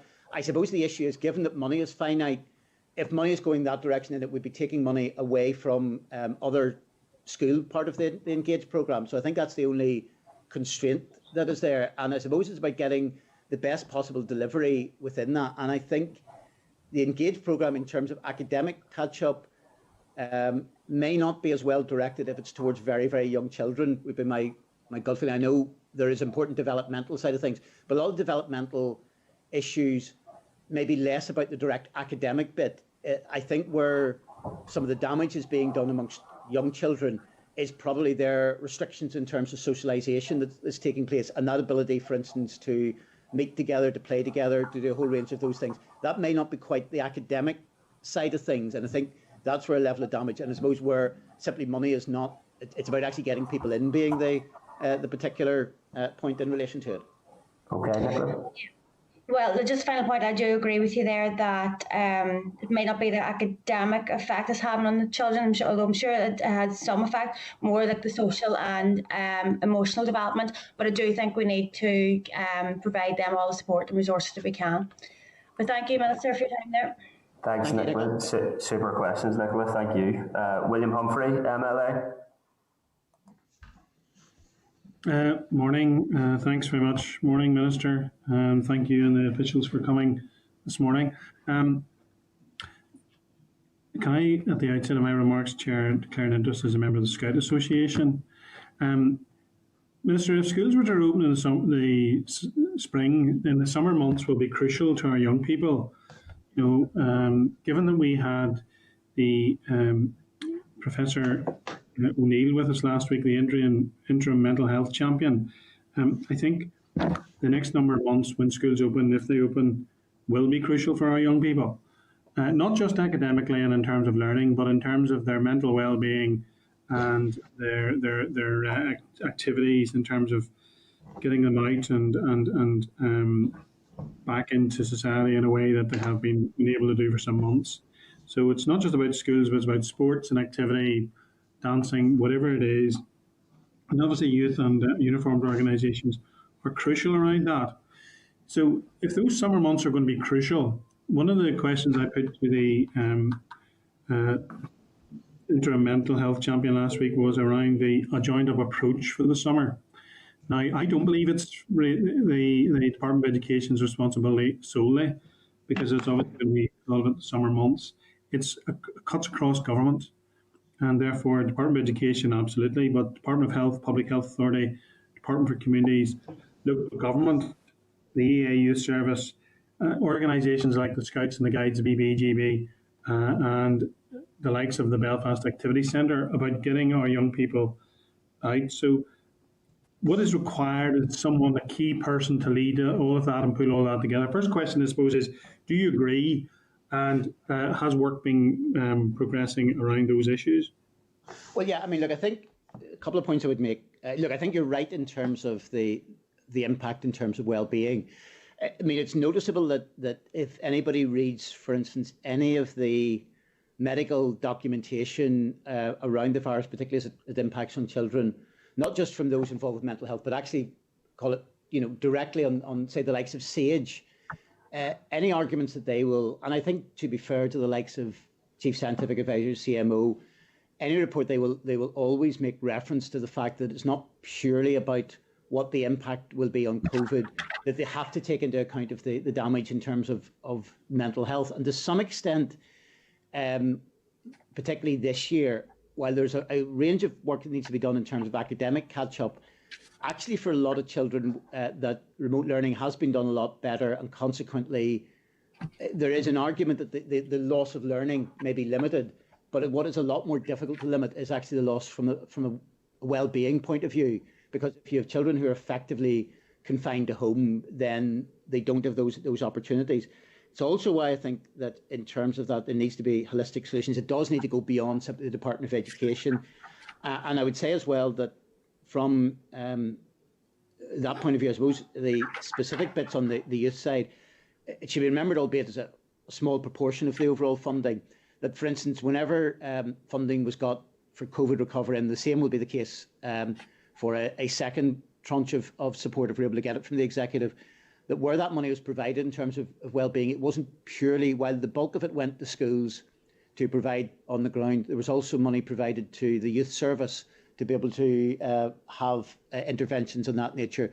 And also why I think it was critical that we lobbied and got, again, funding support then in terms of the outdoor activity centres, which was not just the issue of the fact that they had suffered a level of clear financial loss because of the COVID restriction, but also to try to make sure that they're not something, that they have to be something which is sustainable into the future, that they can't simply be a resource which can simply be abandoned in that regard. So yeah, it does go clearly beyond simply what's there in terms of education. Well, I think then the key thing is that it's important that cutting across government, and many of these outdoor education centres are obviously part of the education department's bailiwick in terms of EA and so on, and in terms of youth service. But also you've got, Crawfordsburn and Lorne and Ganaway and Ballyhornan and so on, owned by various uniformed organisations which have been mothballed for some months and losing huge amounts of money. I think the important thing that we need to do is identify someone to lead all of this. I think, I always refer to, particularly my constituency in North Belfast and Greater Shankill, this is the other pandemic. Mental health, general well-being, suicide awareness is a huge and growing issue, and we hear the various terminologies used about the tidal wave that's coming toward us. So I think identifying someone to lead all of that would be good. I think getting resource from Department of Finance and communities, local government and so on would be hugely, hugely important, because you don't want to raise expectations and then the resource isn't there to actually deliver it. And I think the other thing as well, from the point of view of the likes of youth organisations and youth football and so on, is they will be looking to reboot. I mean, my own Scout district, we just did our census figures this week, and thankfully they're only down 2%. We were very concerned about what they were going to be. But this is something which is writ large across the United Kingdom. So they're looking to reboot as well. So actually government can come in, work with those youth organisations, uniformed organisations, sports clubs, to actually help them to reconnect with their members too. And I think there's a holistic approach there that everyone then is a winner around this. So I think the key thing is to identify someone to lead all of that. Has any consideration been given to any of that yet? Well, no, I think the wider paper, when it put to the executive, will talk about that cross-departmental working. If we're thinking of a particular individual to give leadership to that, I don't think there's been a name identified in that regard. And I suppose from that point of view, if even in terms of providing somebody additional or from that point of view in terms of those who I think would have key voices to be able to make suggestions to be helpful on this front that lie from outside the education sector. I think that we're very keen and very willing to take on board any suggestions that are put in place in that regard. Okay. In terms of the wider issue then around mental health and suicide awareness, I think that obviously the interim health champion is crucial to all of this. I'm not suggesting she's the person, but I think she would be crucial as someone who government should be talking to around the issue. But I think to be honest with you, we need to ensure that going forward, and I'll finish with this, we need to have all of the key people around the table, those not just from education, but about wider learning in terms of the youth organisations and those who work with young people, because this has been, when I talk to parents involved during this meeting, I've been getting messages from parents who are homeschooling. I know that's been very difficult and that's been traumatic for them as well, but it's equally been traumatic for the children.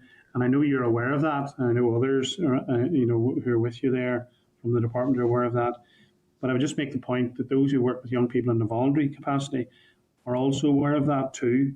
And we need to help them to get back to some sort of normality as quickly as possible, because it's good for the young people, but it's good for the country as well. Thanks very much, all of you. Thanks, William. Thanks, William. Minister, in short, to supplement William's comments there, can you offer a school return date?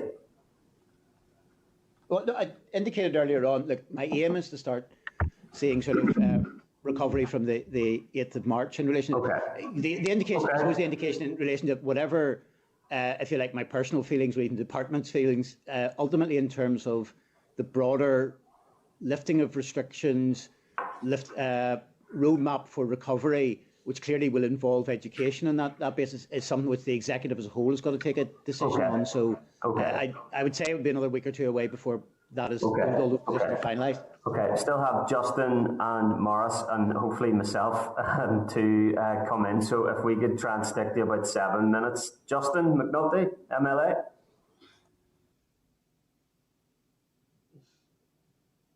You're on mute, Justin, I think. Hi, thanks, Chair. Thanks, Justin. Mr. Ricky, Karen, Janice, good morning. Hope you're all well. We've had a lot of talk, Minister, about the well-being of pupils and their mental and emotional well-being, and rightly so. How is the well-being of teachers? What is the well-being of teachers like at the moment? The mental well-being of teachers, emotional well-being of teachers, staff, school staff, and principals. How are they doing, Minister? Well, look, I think they're under very tough conditions on that basis, and no doubt they're trying to cope. And I think they have coped with a level of resilience at conditions which are not the norm. And we've seen this, I suppose, fluctuating throughout the year. So I've no doubt that people are under a level of stress. I think that's one of the reasons why, and you're right in terms of that there has rightly been a focus on the well-being of our young people, but it also needs to go beyond that. And that was, I think, one of the reasons why whenever the broader funding that was made available through COVID from the department was able to secure, for instance, this year, and we would seek for next year as well, on sort of well-being recovery from COVID, that we tried to put as little boundaries or at least restrictions as possible, so that in terms of what schools could spend that on, there was direct interventions they could make for their young people, but also actually there was an opportunities there for them to use either part or all of that money going for particular support mechanisms for staff. That ultimately those lie within the health field, lying on a range of interventions. But the one thing we don't want to say to schools is, look, here's something for the young people. Don't dare think of doing any level of support for your own staff. I think their mental health and well-being, I think, is critical as well. It's also why, I suppose, from that point of view, one of the areas why we've particularly looked in terms of, for instance, engage in terms of academic recovery, the principal model for that is largely speaking on school drawing in people from outside in terms of particularly substitute teachers, because that is a both benefit to substitute teachers.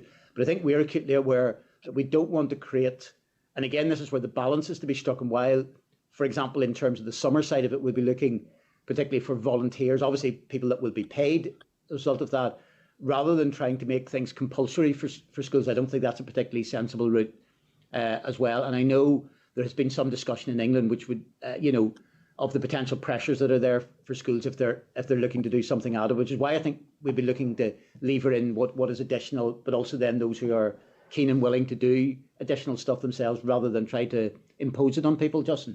Okay, well, I think it's very important that we don't forget the pressures that staff have been under, the pressures that teachers and principals have been under, trying to juggle teaching kids remotely, trying to juggle teaching kids in the classroom, trying to juggle homeschooling their own children. It's been enormous and should be recognised. And any recharge programme, which I've been talking about, should incorporate the well-being of teachers also, the well-being of staff also.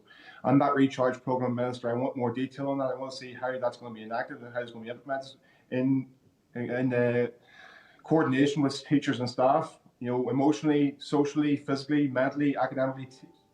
Pupils all need help to recharge in every one of those aspects. And I want to know what bids have you made to the Finance Minister for a coherent, integrated programme that will be run out through schools when schools return to full schooling as normal? Well, yeah, and I've indicated, I suppose, that to some extent, Justin, I suspect we're talking a very similar, the words may be slightly different, but we're talking very similar language. So when I'm talking about engage, I'm talking about mental health and well-being and a sort of a package around that. What I've said in relation to that is that this is about the bid for COVID money for 21-22. And I suppose one of the bits sometimes we can all fall into this trap within education.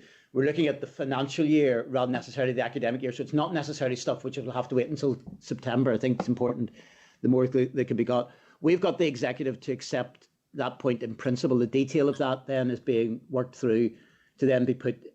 All this will be dependent upon the executive agreeing to a package and agreeing to a financial package that is there, and probably something that is ambitious enough but also realistic enough to be able to cover that. In terms of the level of details, I think that will set the broad parameters. But as I said, I think it is also the case that it is important that we set those parameters, as indicated particularly during the summer work, would be involving other departments as well. But also we don't straitjacket that to the extent that, here is exactly what needs to be spent and exactly the way it's to be spent, because I think there's a level of discretion that needs to be applied on the ground.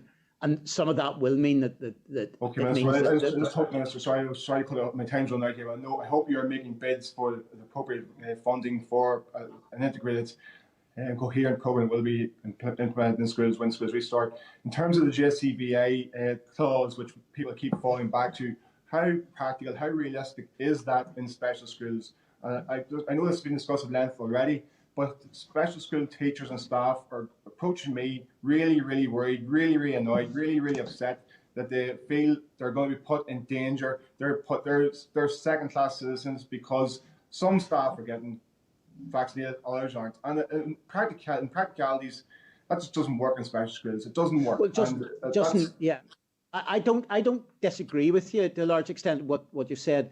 The issue is that health control the vaccination process.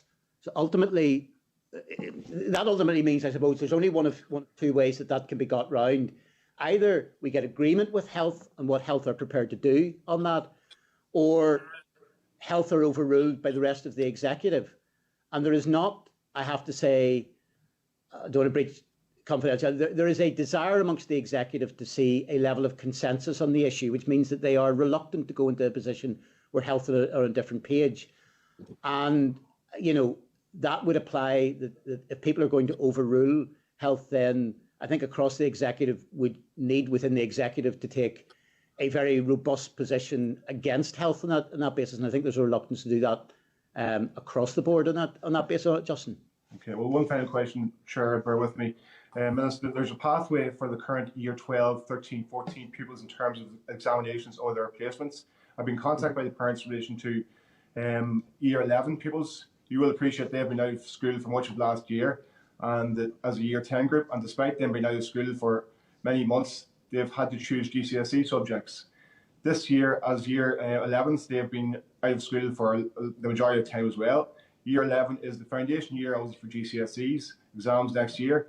What specific plan do you have to support that cohort of students and that of pupils near this year and into next year, given that there is a plan for year 12, 13, and 14, but not for year 11?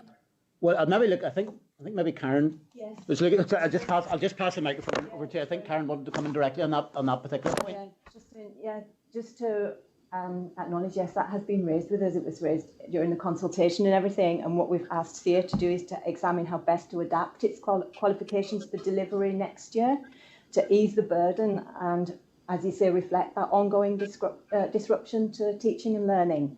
And one of the things I think, it's likely that learners will not be assessed across all the units of the qualification in 2020, recognising that they haven't covered all of the content to date, but they're going to come forward with proposals, hopefully by the end of March or very soon after that, so that we can give clarity to the system.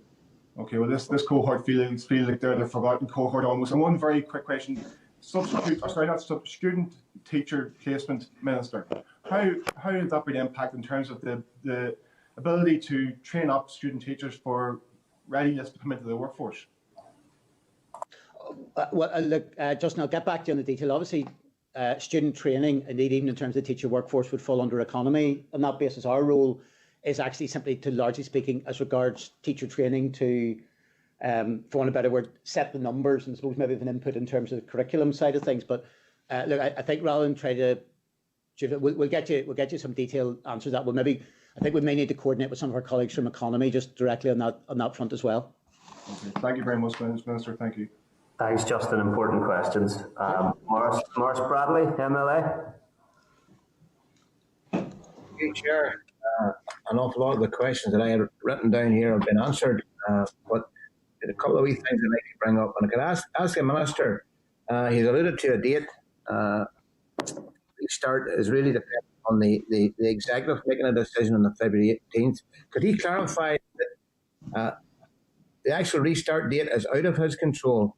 And does he think that if a decision is taken on February 18th, that gives him enough time to contact schools and teachers for a restart date on March the 8th?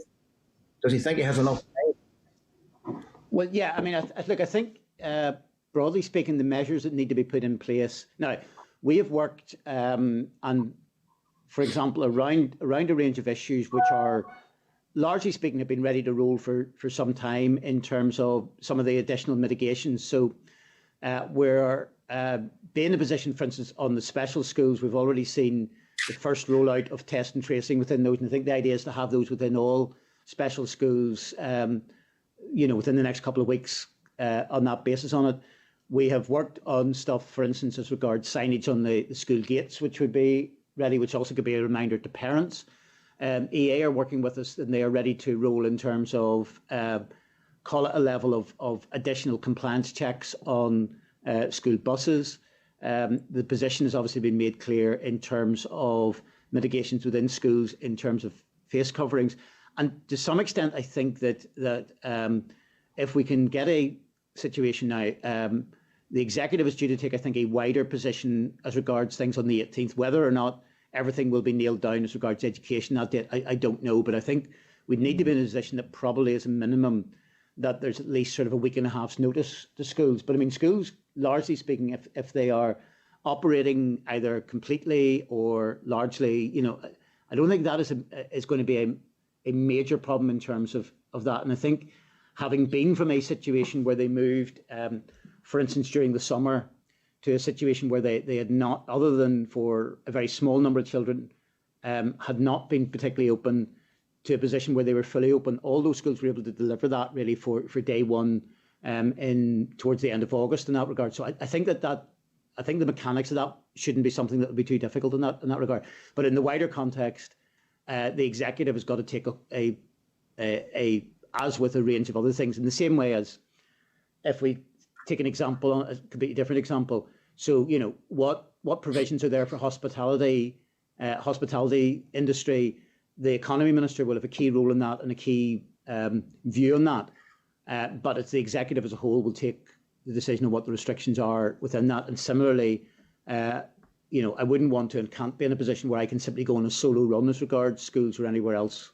I will have views on it. I'll make those views clear to the executive, but it's not, from that point of view, it's not purely my decision. Thank you, Minister. Minister, I had a query regarding vaccination, but you've already dealt with that there Okay. quite some length. But can I ask a question? Everybody in this committee is representative of a political party who have an input into the executive. Can we not put pressure on our political parties to put pressure on our representatives in the executive to put pressure on the health minister to roll out a vaccination programme for schools? Can we not take that back to our respective parties and fight for that there and make sure that it happens for the benefit of our schools, our teachers and our educational establishments? That's just a rant, but I'll leave it at that. Well, I think I was asked more questions really for the committee members than myself in that regard on it, Morris. Okay. Thanks, Morris. The lack of physical activity and social interaction has been well highlighted to this committee many times. Can I ask the department, will the department help schools link up with sporting bodies and cross-community organisations to help provide summer schemes? Should it be sport, drama, music? It doesn't matter as long as getting children out and getting children active. But this could also be a method of taking pressure off teachers. Provide physical activities and interactive activities that allow them to concentrate on educational issues. Minister, I work work imposed on teachers, and could we see a small uptick in programmes promoting summer schemes and possibly low uptick from other schools in general if we keep putting pressure on teachers to deliver? How can we make sure that there is interaction between schools and sporting bodies and organisations to ensure successful summer activity programmes actually take place? Okay, just on that, I mean, I know that some schools will have direct links. I think this comes back to what is happening over the summer has got to be cross-departmental, involving a range of organisations. But I think also where, and I think to be fair, this is generally speaking the way that it would be done anyway. In normal times, if you're having a range of summer sports activities, they're quite often not necessarily channeled through the schools. It's about perhaps organisations making that available to children locally to be able to sign up to that. And I think that's one of the things that needs to be looked at as well. So there shouldn't be a particular barrier because a pupil goes to a particular school on that basis. But obviously there will be some schools will want to be quite proactive themselves as well in what they provide. Okay. Okay, Minister. Thank you, Chair. Thanks, Morris. I think Morris is looking for facilitated collaboration between community groups and sporting organisations and schools, but maybe that's something we can come back to. Thanks for those questions, Morris. Okay, Minister, a couple of questions from me. There's been widespread dismay at your decision to remove the WJEC qualifications from as an option for teachers and learners in Northern Ireland. What advice did CCEA offer you regards your decision to remove WJEC qualifications as an option for teachers and learners in Northern Ireland? Well, as indicated, I think CCEA expressed their levels of concern over the broad direction of travel as well. I don't know, Karen, is there anything you want to come into this? Just sorry, I might be bringing Karen here as well, and let's come back to you. Sorry.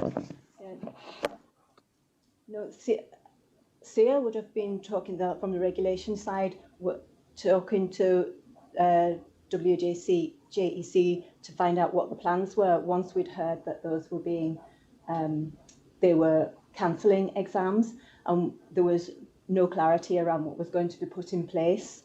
And our teachers and people here were not involved in that group that was being set up to advise what would be in place.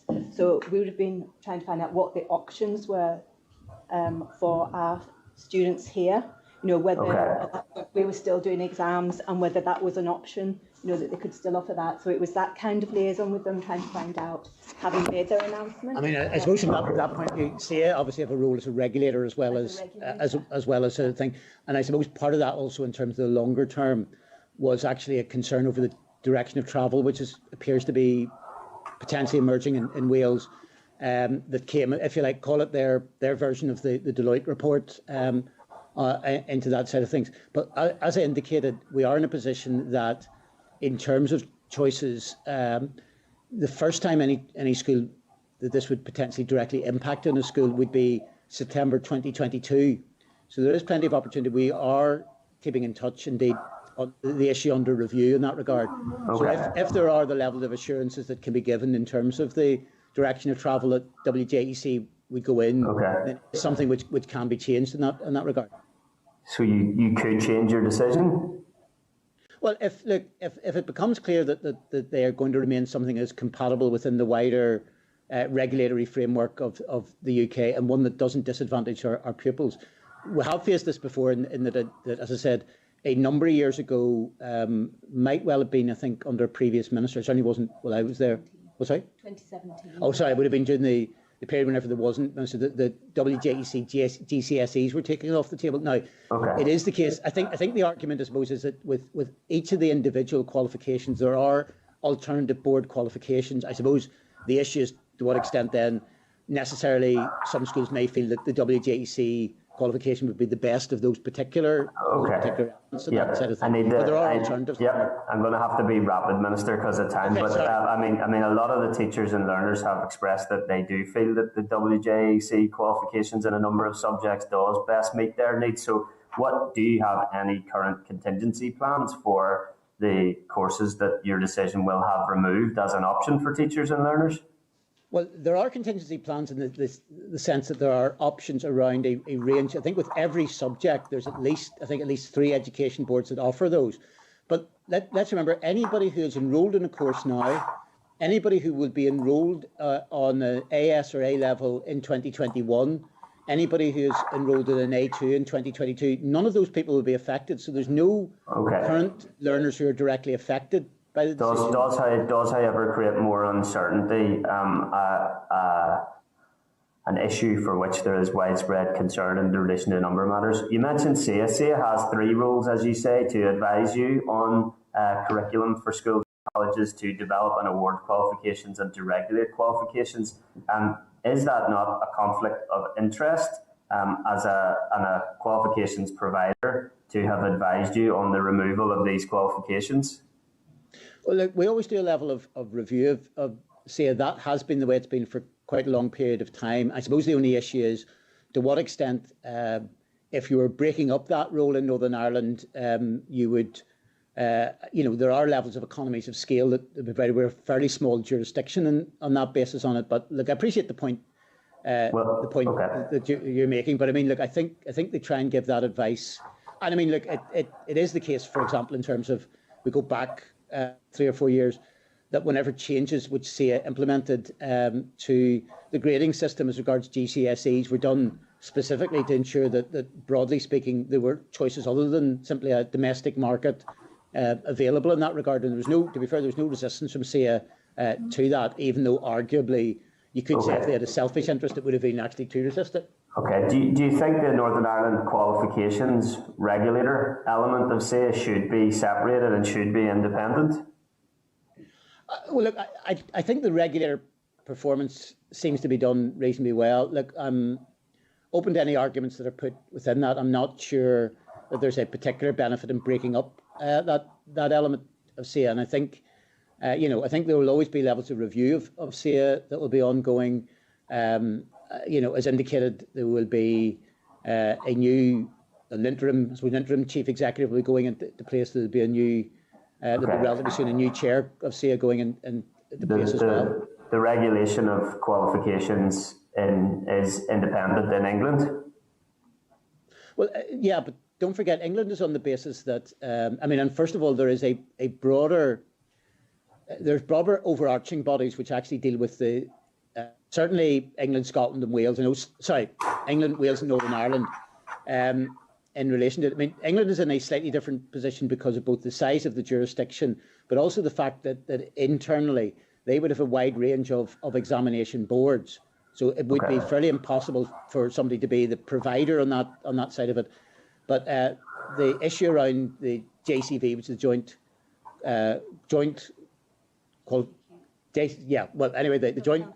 Joint Council for Qualifications. Too many J's in the joint today in that regard on it. Overarching bit which goes beyond simply the role of England. It goes to Wales and Northern Ireland as well. So there is a sort of a wider. Okay, next question, Minister. Why did you go against Department of Education recommendations to approve a development proposal at Strangford Integrated College that would have seen an increase of a mere 20 places?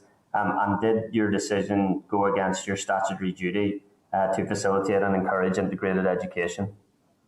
Well, no, look, I don't think it's really appropriate to talk about particularly too much in terms of individual DPs. The detail of that, I think, has been highlighted in terms of the response. No, I don't believe it went against any statutory duty in connection with that. It's noticeable, I think, in that particular case that the Education Authority itself then at final stage indicated they didn't think this was the right development proposal. And it's also a case that development proposals have always, both legally, while taking into account all relevant factors, have got to be judged entirely on their own merits, which means that is not simply a question of a DP is put forward and then without thought simply rubber stamped on all occasions either. But given that, whether or not, as with a number of things, I think there may well end up being some level of legal challenge to that. I'm loath to probably talk too much about an individual development proposal on that basis. Okay, well, what was your departmental officials' recommendation? You referred to EA's recommendations. Well, look, from that point of view, all the documentation is there. I'm not going to get into the detail of the information that was supplied to me, given the fact, as I said, there may be a challenge to this. Okay, so you expect a legal challenge of your decision in relation to this matter? Frankly, on almost anything that is done or not done within education, there's nearly always a legal challenge on that basis. So, look, I think that remains a live possibility in that regard. But look, all sort of development proposals from whatever source, from whatever sector, are all treated on their merits. And we need to look also both at the duties that are there to the wider sector and also what are seen across the board to be the best delivery for any area. And we need to see probably across the board, which is why we're looking in terms of strategic planning, across the board from all sectors at sort of actions which are ultimately sort of joined up between sectors as well. I think that is a critical bit as we move ahead in terms of area planning. Okay, and is it accurate that the Education Authority is withholding planned growth money from a number of grant-maintained integrated schools?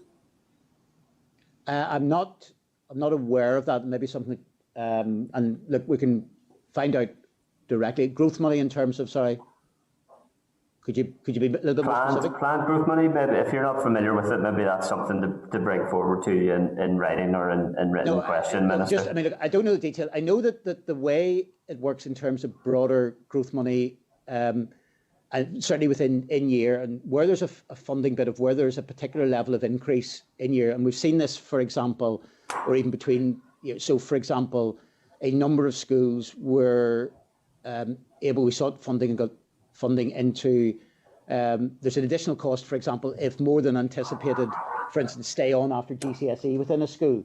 But there's a kind of a threshold, I think, that needs to be then met before that. So it's not simply a question of if your numbers unexpectedly increase by a small number that you necessarily get that. But the specifics of that, if you want to write into us, we'll get a direct answer to that. Okay. We've discussed a children and young people's recovery programme that needing to cover a wide range of development areas, and it need to be cross-departmental.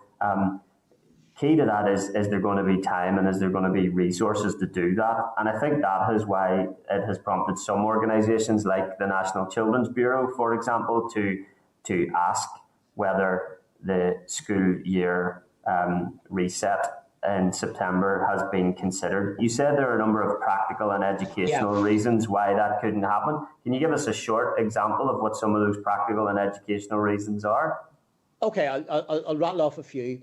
So from a practical point of view, if, for example, I'm working on the assumption that those, for instance, coming from preschool and nursery would still want to be going into P1, you would effectively, if there was a complete restart of all years, you would have effectively 15 years worth of study as opposed to 14 years.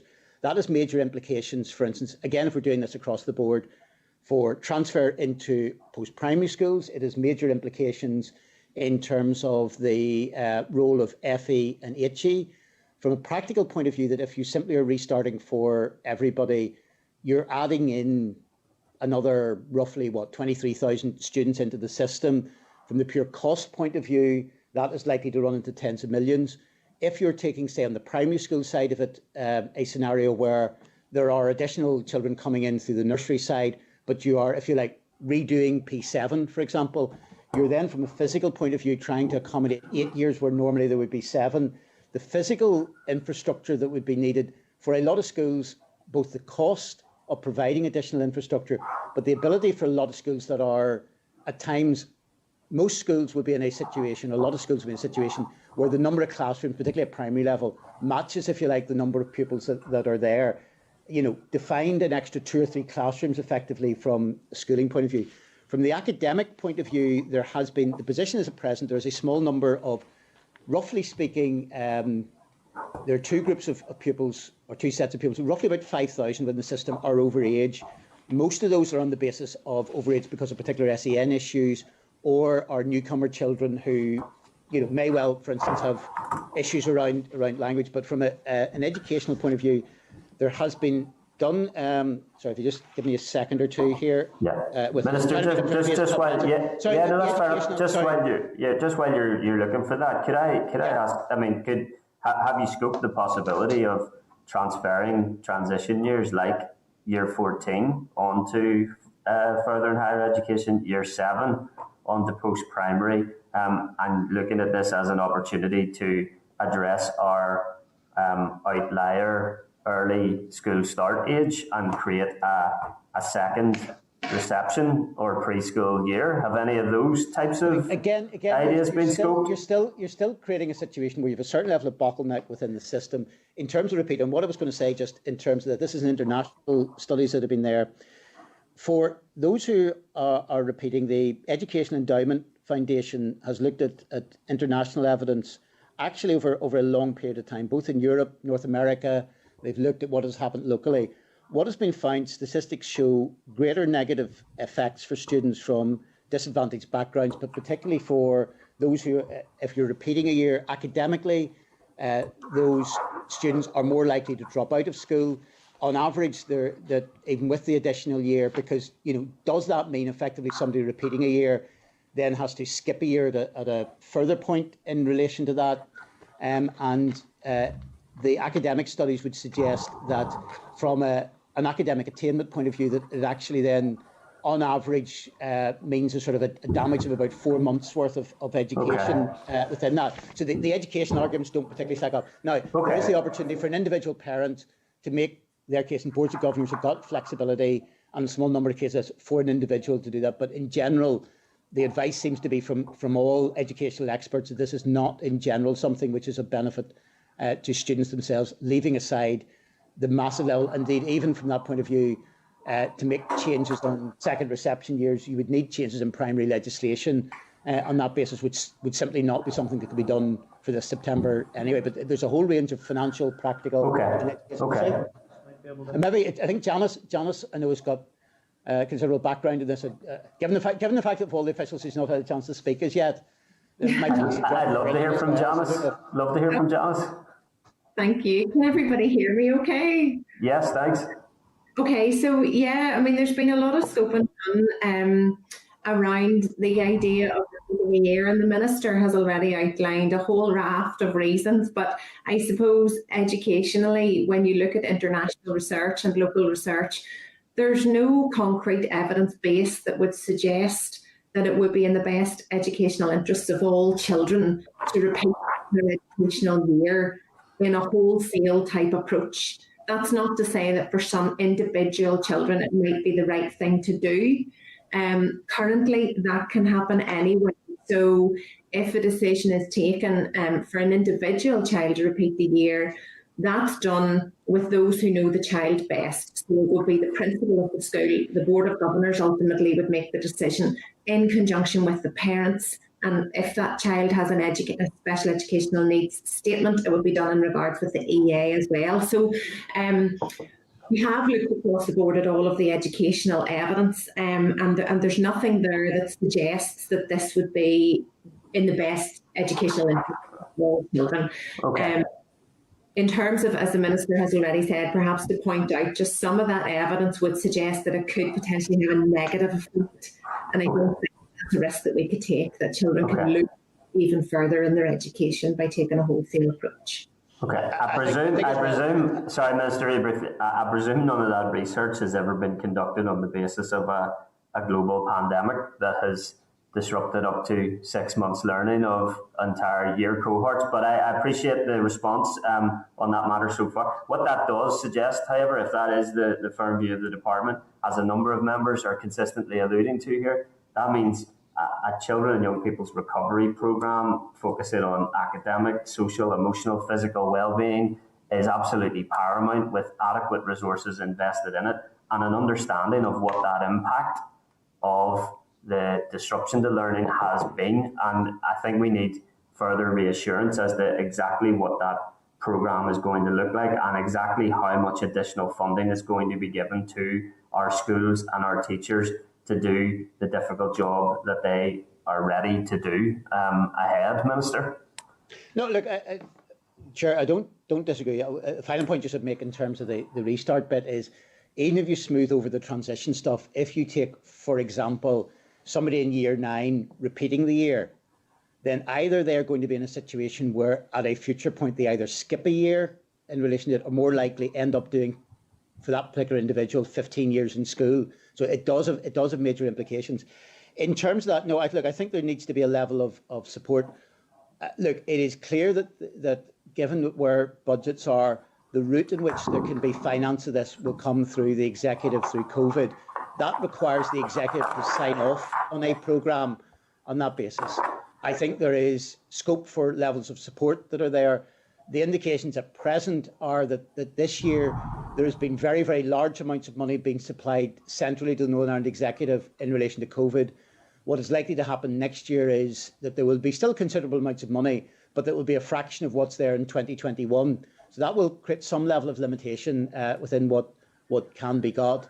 But clearly, again, maybe to take Maurice's position, if members of the committee are able to lobby their colleagues in relation to levels of financial support that would be there, that would be something I'm sure that all of us would very much welcome. Kate, I recognise your timings, Minister. Any final comment you'd like to make in relation to the examination series and the alternative arrangements that lie ahead? Obviously, we've got CCEA up next and we'll go into a bit more detail in that regard, but would you like to take any opportunity to make a final comment on that matter? I think from that point of view, things are progressing in relation to that, but probably in terms of the detail, I'm happy to leave it. I mean, I appreciate there's other business that the committee will want to be getting on with. So I don't have any final parting shot, so to speak. Okay, Minister, thank you for your time today. Hopefully you'll be with us on a fairly regular basis in the coming weeks and months, given the scale of the issues ahead in education. Thank you. Okay, members, can I bring in the clerk briefly at that point just to advise of any further actions? Yeah. So the committee will want to follow up with the department on a number of matters, namely, and you can add to this is probably not comprehensive, what is the department doing in concert with health and communities ministers to ensure already disadvantaged pupils are not left behind academically? The committee is welcoming the Engage strategy being rolled out in special needs schools in respect. Sorry? Right about it, even down the line. Daniel, we're all back in spotlight and unmuted just to make sure people are aware of that. And I think, Clark, you were mentioning about Engage programme for special schools. Perhaps you were going to suggest adding preschool to that as well, but let you come back in there. Okay, it's further down, but no problem. Okay. So in respect of WIJEC, the Welsh Board, what is being done to ensure that students in Northern Ireland are not being offered a reduced selection of A-levels when compared to their peers in other jurisdictions, and urging the Minister to change his decision. It sounded like there was potential for that to happen just now. Then also, the committee would be interested to know what the Minister is doing to ensure that any grading process introduced for A-levels this summer would be compatible with the entry requirements of English, Irish, Scottish and Welsh universities. In terms of the recharge or recovery programme, Justin certainly was looking for more information about that, how it's being coordinated, what bids have the department made to the Finance Minister to provide such a programme, how can the COVID money secured in the 21-22 financial package reflect the needs of pupils to heal and recover emotionally and socially before returning to learning. And then after the discussion of repeating the academic year, I think it was the chair said that, you know, really a recovery programme like that is absolutely imperative. In terms of the vaccination then in special schools, the committee was concerned about how realistic it is to have a two-tier approach to vaccination in special schools. Again, then coming back to the other pandemic of mental health, the committee was interested in knowing the timings for the department's paper to the executive on a recovery programme, and in sharing proposals about mental health and suicide awareness, how mental health champion and youth organisations will be involved in that. Some of that will recap what the committee wrote about last week. So the Minister is going to get back to the committee on student-teacher placements, working with the Economy Department to get an answer for completeness.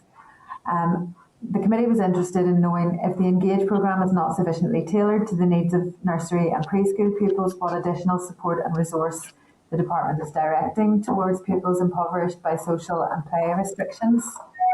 And moving on to CCEA, the committee would like the department to rehearse in terms of comparative governance and good practice. You know, whether there's a conflict of interest between the various roles of CCEA as qualifications provider and also regulator. Perhaps the regulator element should be independent as in England.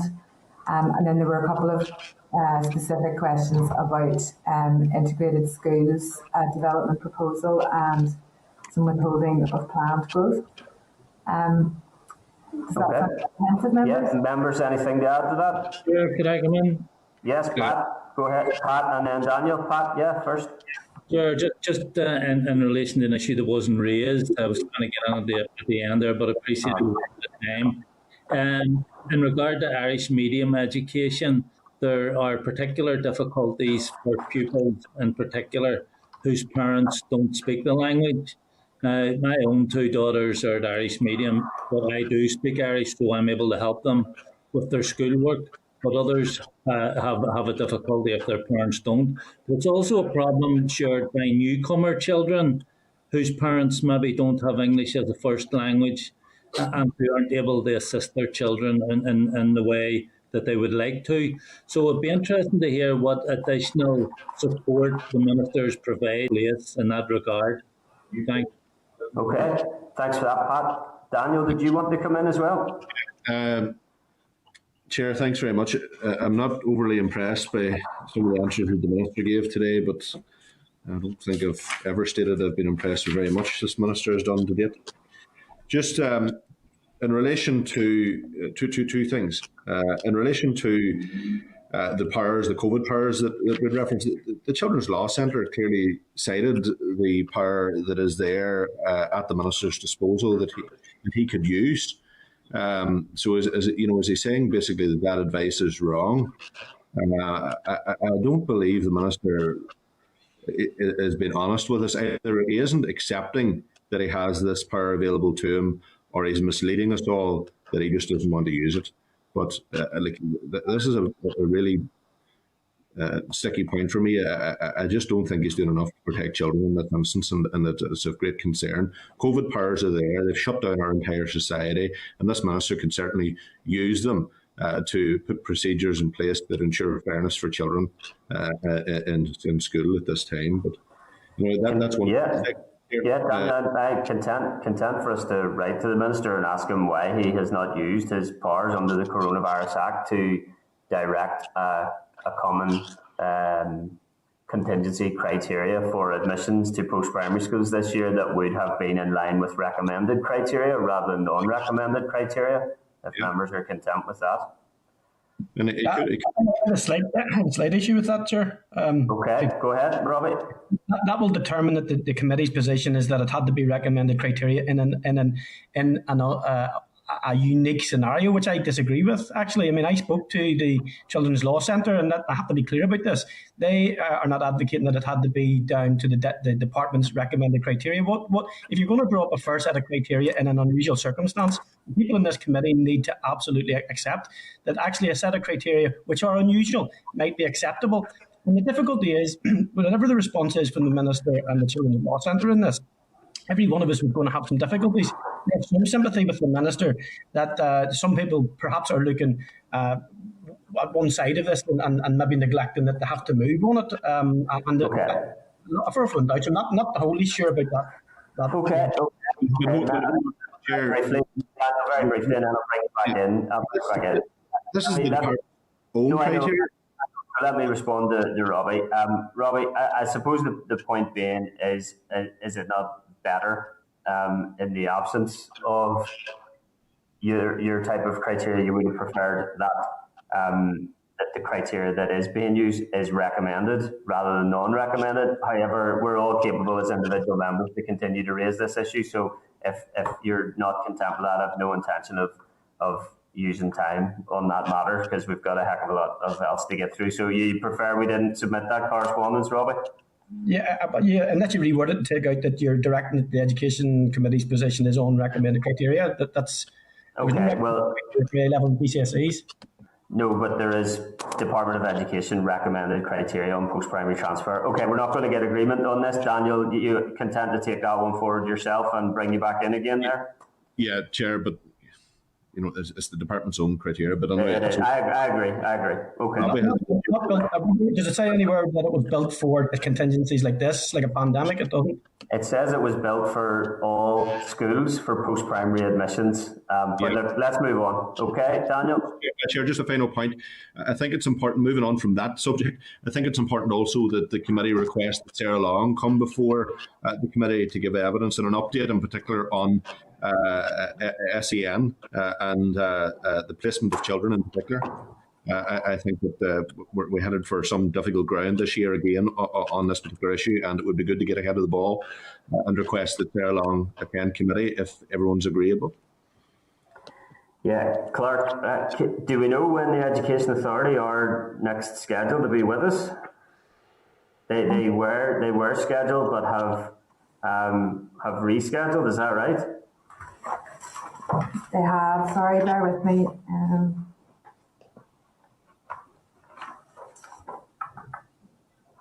Yeah, we don't have a date for them just now, actually. Okay. They're coming on the 14th of April about the One project. Okay, I think there's some space in the 24th of March there as well. So welcome them on the One project on the 14th of April, but perhaps we'd invite them, as per Daniel's suggestion there, on wider special educational needs review issues on the 24th of March if there's space. We can look at that. Okay, members, any other members wish to come in? I need to get Sia in here quickly. Content with all those suggestions? Yep. Content. Okay, agreed. Thank you. Okay, members, then we'll move to agenda item 6, our briefing from Sia on examinations 2021. Can I ask Assembly Broadcasting to remove all members from the spotlight and to add our witnesses? Can I remind members of a briefing note from the committee clerk at page 50, SEA response regarding the Deloitte independent review of last year's examinations at page 52, a copy of the Deloitte review at page 67, a copy of the Minister's statement to the Assembly regarding alternative awarding arrangements for SEA qualifications in summer 2021 at page 16, and welcome Justin Edwards, Chief Executive of SEA, and Esther Martin, Business Manager, Curriculum and Assessment at SEA, and Amanda Swan, Business Manager, Qualification at SEA. Can I advise witnesses the committee will do our best to give you 5 to 10 minutes for your statement, followed by very short questions now at this stage. Apologies for that, and over to you, Justin. Thank you. Thank you very much, Chair, and good morning to the committee, and thank you for the opportunity to present to you today. I'll keep my statement short because I'm sure the committee will want to get into questioning.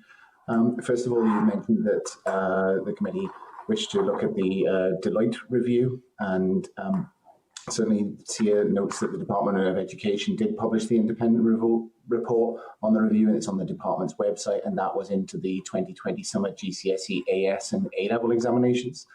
The review was carried out by Deloitte over a 6-week period in the autumn, and they analysed the methodology, design, implementation, management and communication of the arrangements. I think that in the report, which the committee will have read, it is from the outset recognises that CCEA's job was extremely challenging, but that working between CCEA's council and the Department of Education, we did adopt a professional approach to the unprecedented task at hand. Examinations had not been cancelled for as far as records could show previously.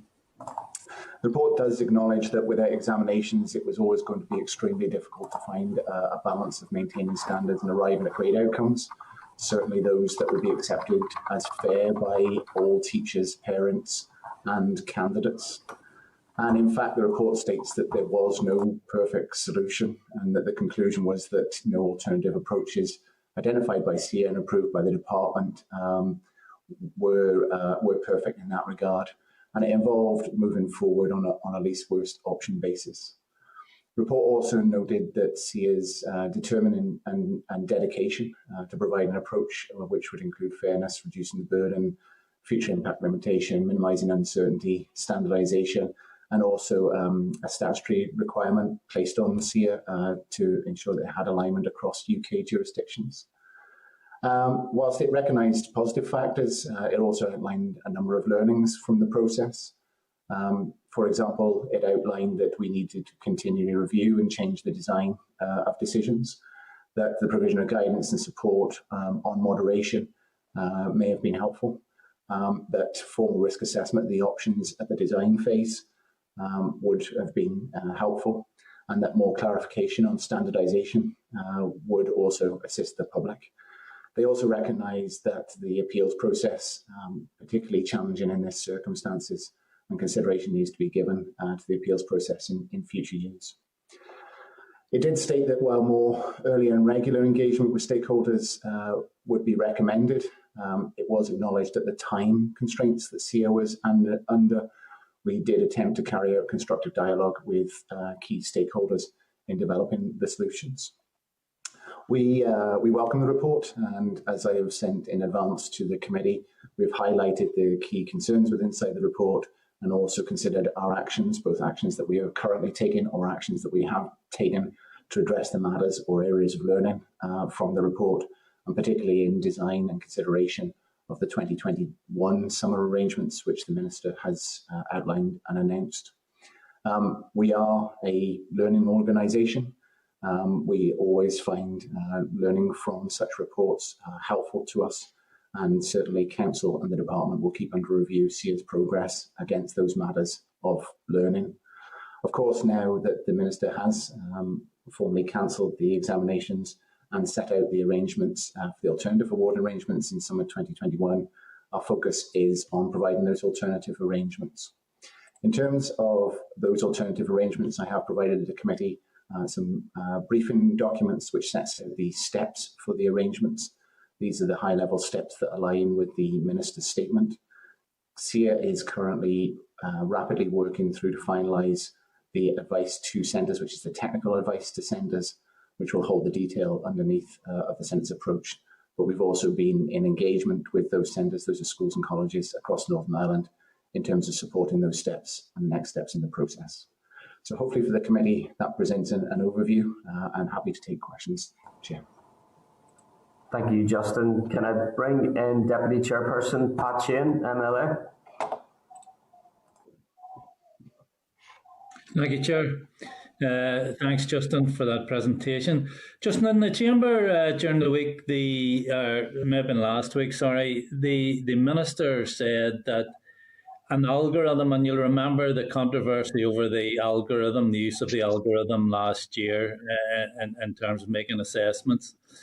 The Minister has said that this year an algorithm will still be used in order to standardise results in comparison with previous years. Could you explain to the committee a bit more about that, please?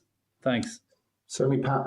My understanding was that an algorithm will not be used, and SEA has been very clear, no algorithm will be used in the standardisation process of the summer 2021 awarding process. So it would be categorical that an algorithm will not be used in this new arrangement. So the Minister was wrong in that information he gave to the Assembly? I don't know what the Minister's statement was precisely, but that is my understanding, that an algorithm will not be used. Okay, thanks for that. And just in terms of the Deloitte report, it highlighted the lack of transparency and poor communication last year. Tell me, what are SEA doing this year to ensure that doesn't happen again? I think in regards to the communication, there were a number of factors in the Deloitte report where communication was strong. There was clear videos, guidance, including sign language videos for young people and information. There were specific factors in the communication. The report highlighted that it felt we could have set out, for example, the use of ranks versus grades in the process at an earlier phase of engaging principals, and also that we could have raised awareness that standardisation is a normal process of any examination system more in advance. Certainly from SEA's perspective, we've taken those lessons on board and have engaged those with the process this year, and we've started communications strategy early. We have a little bit more time this year, maybe not a lot, but a little bit more time, and started that communication strategy early so that centres, particularly principals and heads of schools and colleges, have an understanding of how standardisation will take place this year. Okay, thanks for that. Thanks for that, Chair. Thanks, Pat. Robin Newton, MLA. And it is my understanding that the Minister said that the algorithm will not be used. That's my understanding. Can I just ask and thank CCEA for coming? One question really around the design and the alternative awarding arrangements. Obviously, it's important, Justin, that all pupil students have confidence in what is being implemented. Could you just comment on the design decisions and the indication that they are continually reviewed and challenged as their implementation actually progresses? Thank you for the question. And certainly, yes, it was our understanding that an algorithm would not be used, and we will not use an algorithm in this process. To walk through the steps of the process and give confidence of those steps and how they build confidence. In the first step, we are working with centres to improve centre readiness for this process. Last year, we had limited time in which to get centres ready because of the nature of the timing of the decision in March. This year, we have a little more time. So, for example, not only are we producing information and guidance for centres and young people, but we're also are running training for centres. We are partnered with the Chartered Institute of Examination Assessors, which operates at the University of Huddersfield, which is a professional body and collective body that will then bolster or support all schools. Over 200 schools have signed up, and on the 22nd of February, that training will go underway. So the training is building up understanding or reinforcing understanding that already takes place. In the second step, we then work with centres as they gather a range of evidence. We know that COVID has been highly disruptive to young people and learners in terms of being able to produce evidence from assessment. So we're going to have to work with centres as they gather a range of evidence on which to base judgments and their outcomes. We'll also be providing to centres an assessment resource. This shouldn't be the only part of evidence that is used, but it is effectively us repurposing the 2020 and 2021 examination components into new items that haven't been seen before, along with mark schemes and then subject guidance to support training. This is providing instruments to teachers so that teachers can then make judgments or use it. It's optional. They do not have to use it if they don't wish, but it is there if they do wish to use it. We then enter the moderation phase, and we will be working with centres as they develop their policies for internal moderation. Some centres last year clearly had very, very detailed and stringent internal moderation processes, so it's keen for us to share with the sector how they take this forward. There is a factor of professional trust, but that professional trust is kept within inside the centre at this internal moderation phase. And then in step 4, CCEA will review evidence. And in this regard, we will ask for a sample of student work, because all these judgments need to come back to student work and the evidence provided in that, and carry out a review of that against the specification and against the policy which the school is operating. Certainly then, beyond that, we're into the issue of results. And then the issue of results, as Minister outlined, would be no later than the date he's currently set, but he's also set out that he is monitoring the potential change in position in England, which hasn't set out its issue of results date yet.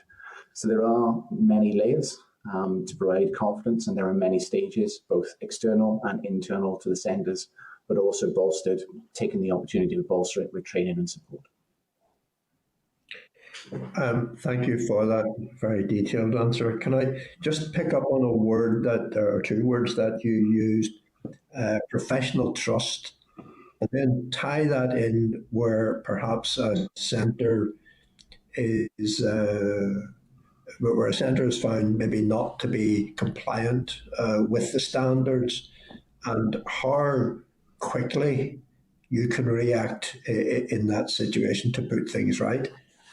I think it's there are 3 key processes in the professional judgment point of view. The first part is that the teacher has to make a judgment against the standard or the specification. We will provide subject-specific guidance and advice, and a lot of the practicing teachers out there are also assessors.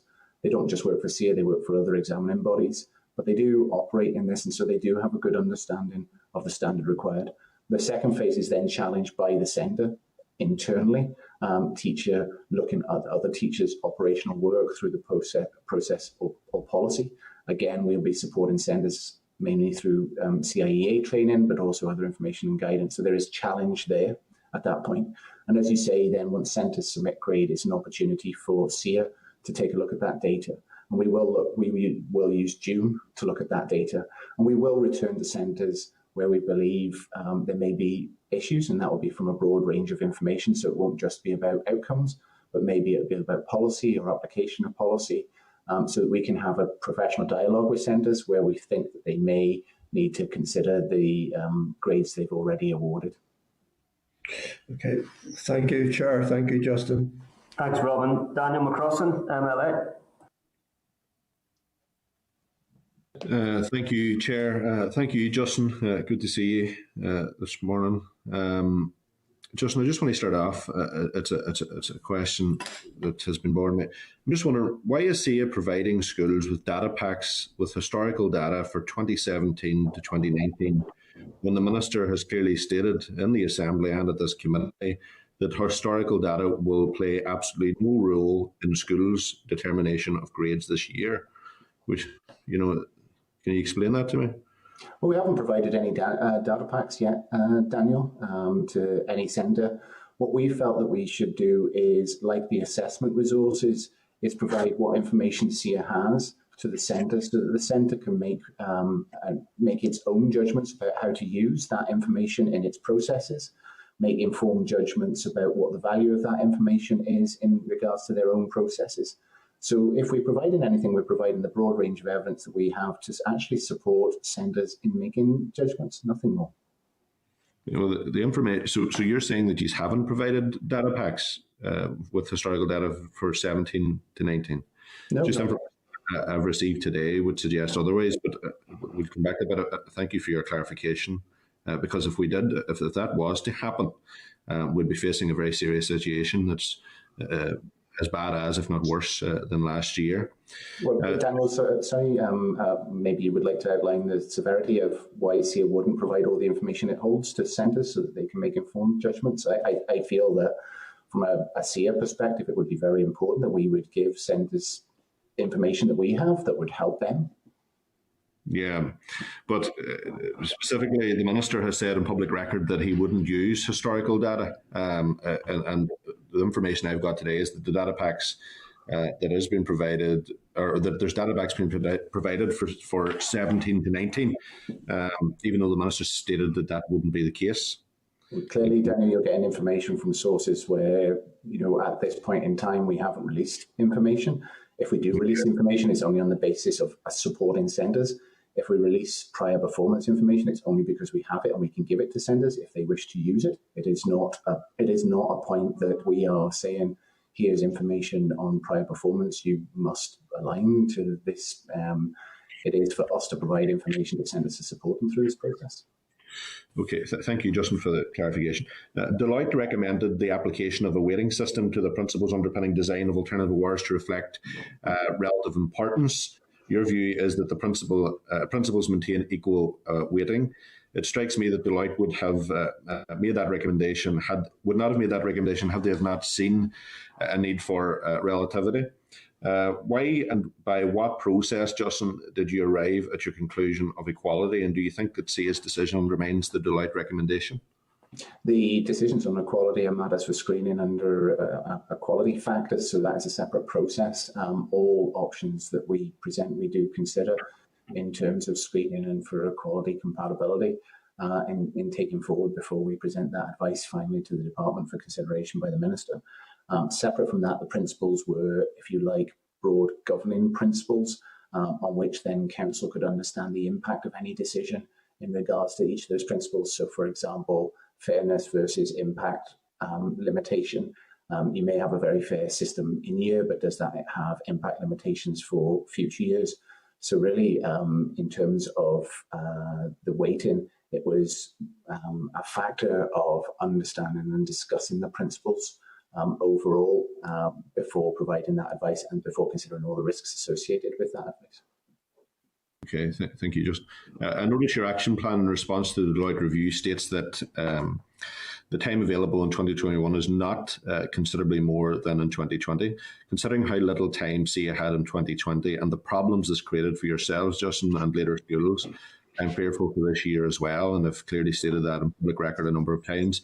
As you look at the time left between now and the end of May, when schools have to send their centre-determined grades to CCEA, I don't know how everything can be done with the required degree of robustness. I fear that once again, teachers and schools have been, through no fault of their own, placed in an impossible position. Given that, what problems do you envisage CCEA and schools will be facing this year?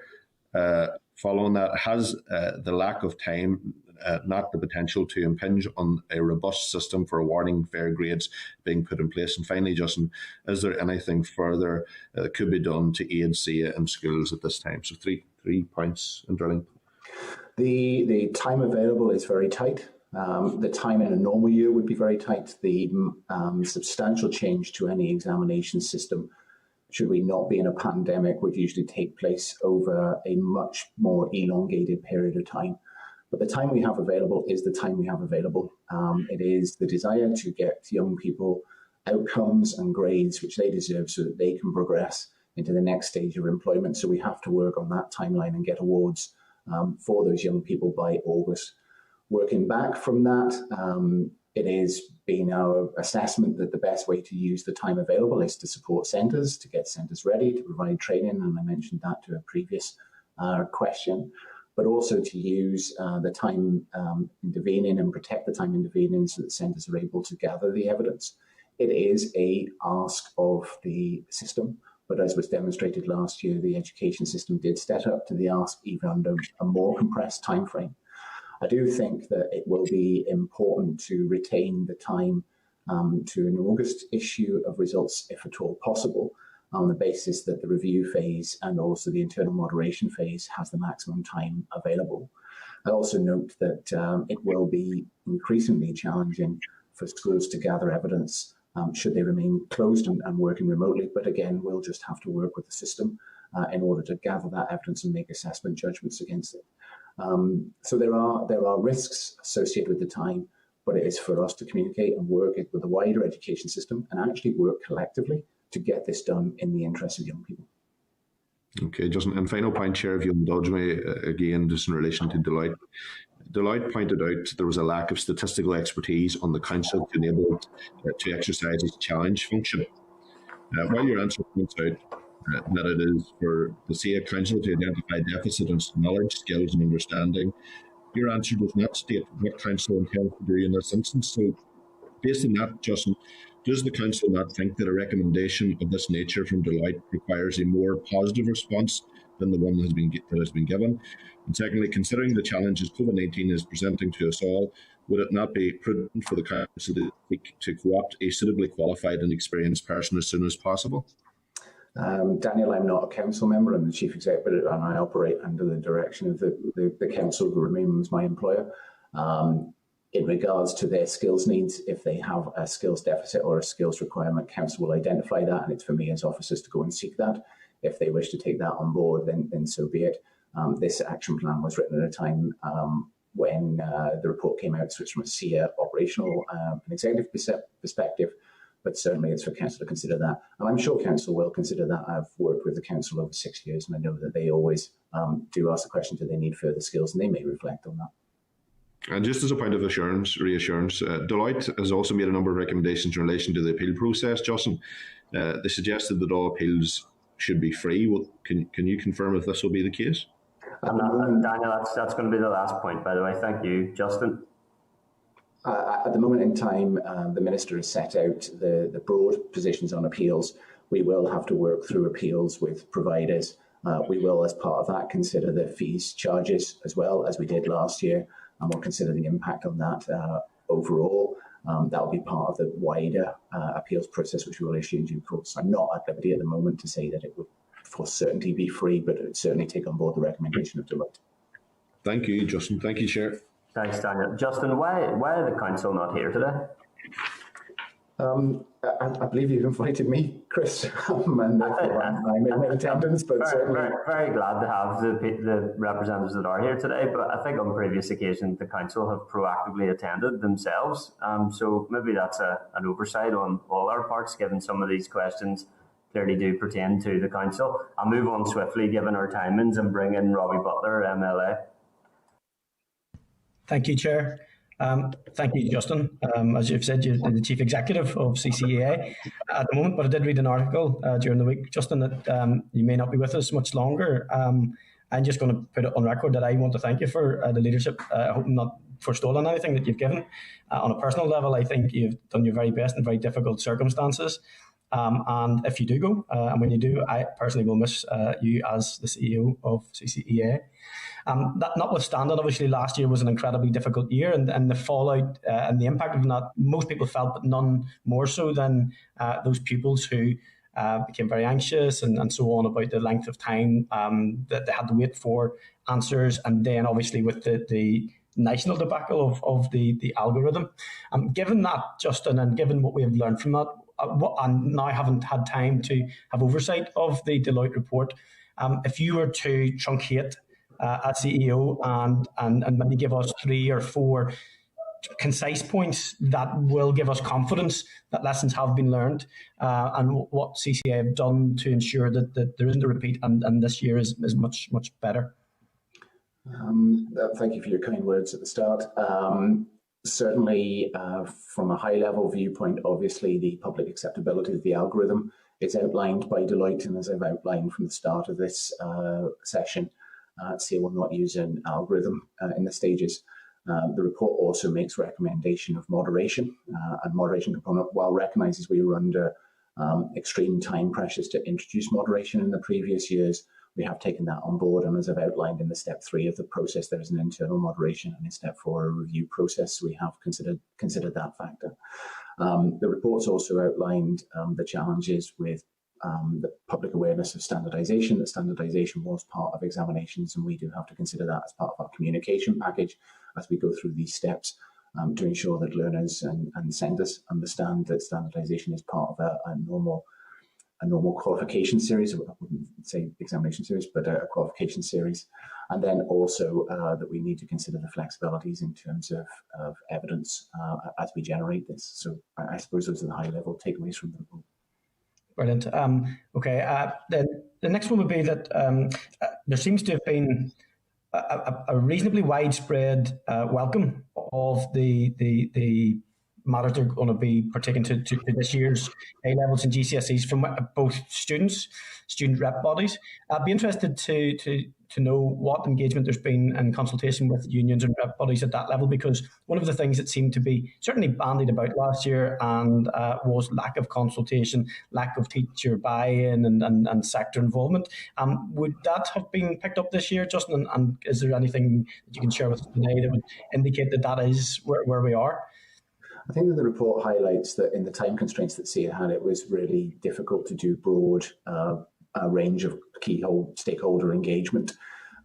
It recognises that we did have key stakeholder engagement at that point in time where we possibly could, but that all further engagement may have supported the process. Throughout this year, and in fact since May of last year, we've engaged actively with principal bodies, trade unions, teacher trade unions, and also representative bodies. We've also continued to engage with the Young Persons panel from the Northern Ireland Children and Young Persons Commissioner to set out changes that have been made, but also to take feedback in regards to the processes and changes that we are considering. So throughout these phases, we've always sought feedback and engagement throughout. I recognise that the approach is widely accepted, but as per previous years, each step will need monitored very carefully and reviewed as we progress through it, and continuous engagement will happen throughout this process. Brilliant. Okay, the final point, sir. I think that point there, is there then, that one point that you raised last is very important, is there sufficient flex and agility to tweak this as we move forward to the end of the process? Secondly, I'm not sure if this is a fair question to ask you. You'd probably say you should ask the Minister. In terms of ministerial direction for this year, could you highlight any specific ministerial direction given to CCEA in this? And lastly, this is slightly left of field, there are a number of students who will sit through centres and they're being privately tutored. I think they missed out last year. So if you could tell us what's happening with those students who are being not through schools but through centres and privately tutored to sit GCSE and A-levels this year. I'm picking up with your 3 points on the first one in terms of flexibility to the process in year. There is limited flexibility, I think it would be fair to say, and there are two reasons for this. First of all, any flexibility or change will create further uncertainty for young people. Okay. I would be cautious of that. Young people need to, will want to know how the evidence is gathered, how grades will be assigned, how they will receive grades. And if there is a change to that process, as I said, create uncertainty and possibly stress. But sometimes change is necessary because of maybe time constraints. And if there's one thing that maybe the pandemic has taught me, you don't know what happens next in regard to the pandemic. So you have to make decisions then in regards to that. I think in the so your third point was on private tuition, I believe, and certainly. The centre is the grading centre. It's the school or college, which awards the grade. It is for the centre to decide what evidence is relevant in terms, and we will give guidance and information on that information. But it is for the centre to decide from the guidance and information we provide how to gather that evidence. And in all cases, that evidence should relate back to evidence that teachers or schools have confidence in terms of awarding the grade. I missed your second point again, if you wouldn't mind repeating. Yeah, so it was to do with any ministerial direction with regard to maybe the Deloitte report and what has been crafted for this cohort of GCSE and A-level. So, because I know that we were asked last year, we used to ask you regularly, what was the ministerial direction on this? And I think it's just fair to be as transparent as possible in terms of any ministerial direction to where we are with CCEA's ideas here. Yeah, certainly our from following receipt of the report, we've obviously considered the report in any advice we're given. And as I outlined it to a previous question, we obviously keep it under review. And as we are introducing the changes, we are going back to the report and the recommendations of that report. The department will also keep under review, and CCEA Council will keep under review operational matters in terms of addressing that report. At this point, I have not received a formal direction from the Minister as to how to proceed. Obviously, the Minister has made this statement. I think the Minister outlined in his session this morning that there's legal considerations, but we expect that, and as soon as we have that, then we can proceed with the advice and information directly afterwards. Justin, thank you, and God bless you. Cheers. Thanks, Robbie. Members, it's my understanding that our broadcasting of our session will cease at 12 o'clock. I do understand we can continue to ask questions and receive answers from CCEA. Justin, before we lose broadcasting, can I ask if you did engage with or advise the Minister in relation to his decision to remove WJEC qualifications from September 2022? In terms of WJC, there was a range of activity that took place. The first part was obviously the decision in Wales, I believe in November of last year. The department asked CCEA specifically for how WJC examinations might proceed. At that time, we sought clarity from WJC of whether they could offer an exam-based solution and some clarity on what the alternative solution was, and we were able to present that information about where WJC sat to the Minister and to the department for consideration. In terms of the current decision, we received a circular, and that remains the decision of the Minister and the department, but certainly we highlighted that there needed to be extended time to allow schools to adjust. We've also provided information to the department about the range of qualifications that might be considered as alternatives to the WJC, but also flagging, and I think the Minister flagged this morning, that Educase, which is part of WJC, offers the similar specifications, albeit off-qual accredited, and those should be available in Northern Ireland. Do you think it was an error to not consult with schools and learners who currently access those qualifications? I can't comment on that, Chris, because certainly it was a decision taken at a point in time. I think that from our experience, any change in qualification availability needs to be done in a manner that allows time for centres to adjust. And I think that from our perspective, we felt that the time element was important if this decision was going to be taken. Okay. And any conflict of interest in you advising on the use of another awarding body, given you are an awarding body? No, our advice is, at the end of the day, examinations have policy decisions attached to them. We are not like Ofqual in that we are an executive body, we're an arm's length body of the Department of Education, whereas Ofqual is a non-executive body on that basis. And from our perspective, we provided factual information about WJC. We asked WJC about what they could do. We provided that information. We provided alternatives from the range of the market, not just CCEA. So we outlined OCR, AQA, Pearson, and even non-general qualifications as potential alternatives. So I don't see any conflict when we're revising. Okay, without any a healthy market. Okay, without any consultation with the schools as to what their preference was for those qualifications, and despite having said that an open market is the preference, can I ask you finally if you think that the regulatory function of CCEA should be independent? As I said before, CCEA is an executive body, so ultimately decisions lie in regards to examinations policy at the behest of the Minister.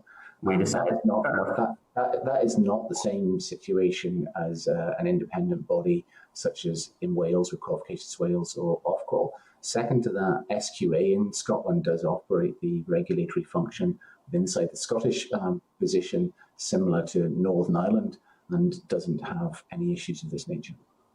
Okay, thanks. Clark, can I check that despite losing broadcasting, we are permitted to continue? Yes, Chair. If members agree to continue to ask questions in closed session and to follow up as usual, they should make the agreement now. Okay. So members, just to get agreement that due to the loss of broadcasting that we have to go into closed session, and we are still permitted to agree actions for follow-up at the end of that, which will of course be on public record then. Agreed? Can members indicate agreement? Yep. Agreed? Okay, thank you. Sure. Okay. Sure. Yes? This is a joke, Chair. This is a joke. Where are we at? This is the 21st century. We're 10 months into a global pandemic. We haven't got access to broadcasting beyond 12 o'clock. What's going on? It's certainly a question that we can ask. Justin, I don't have access to people to answer those questions for me right now, so we will of course follow that up. To ask, and people want to see those questions are asked. I think it's unacceptable that I'm not getting my question asked, and people aren't seeing that important questions being asked of CCEA here today. And I strongly object to this situation. Okay. Anyone else wish to comment and agree that we can continue to ask questions while we have CCEA here, albeit in closed session? I agree with Justin McNulty's point. It is going to be down to a broadband and licensing issue, but Justin, it's a good point, well made. And make sure that is taken into the Commission and the Business Committee, because there are issues with this is a good platform, but it has limitations too. But you're absolutely right to raise it, Justin. Thank you. Okay. Anyone else want to come in and agree whether we go into closed session in order to be able to continue to ask questions? I'm happy to go into closed session and ask a few questions, Chris. Okay. Thanks for that, Nicola. Thank you. Okay, members, we'll move into closed session and we'll follow up on those serious concerns that have been raised. Can I bring in Robbie? Committee Room 29. This is the Northern Ireland Assembly, Committee Room 29.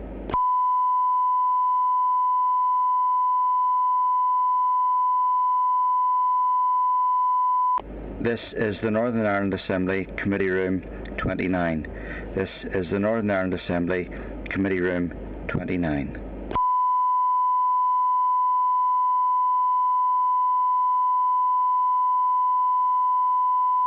This is the Northern Ireland Assembly, Committee Room 29. This is the Northern Ireland Assembly, Committee Room 29.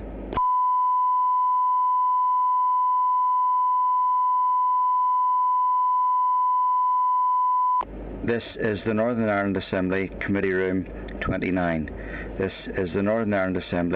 Committee Room 29.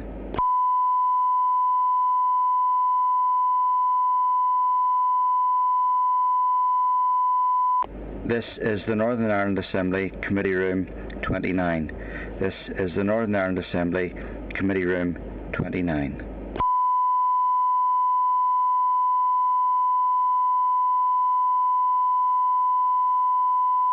This is the Northern Ireland Assembly, Committee Room 29. This is the Northern Ireland Assembly, Committee Room 29.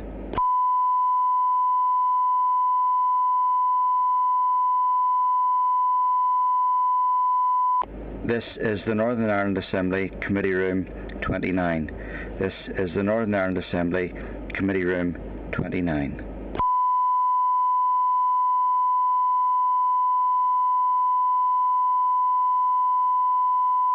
This is the Northern Ireland Assembly, Committee Room 29.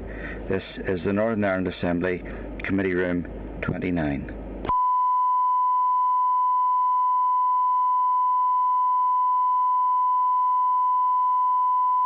This is the Northern Ireland Assembly, Committee Room 29. This is the Northern Ireland Assembly, Committee Room 29.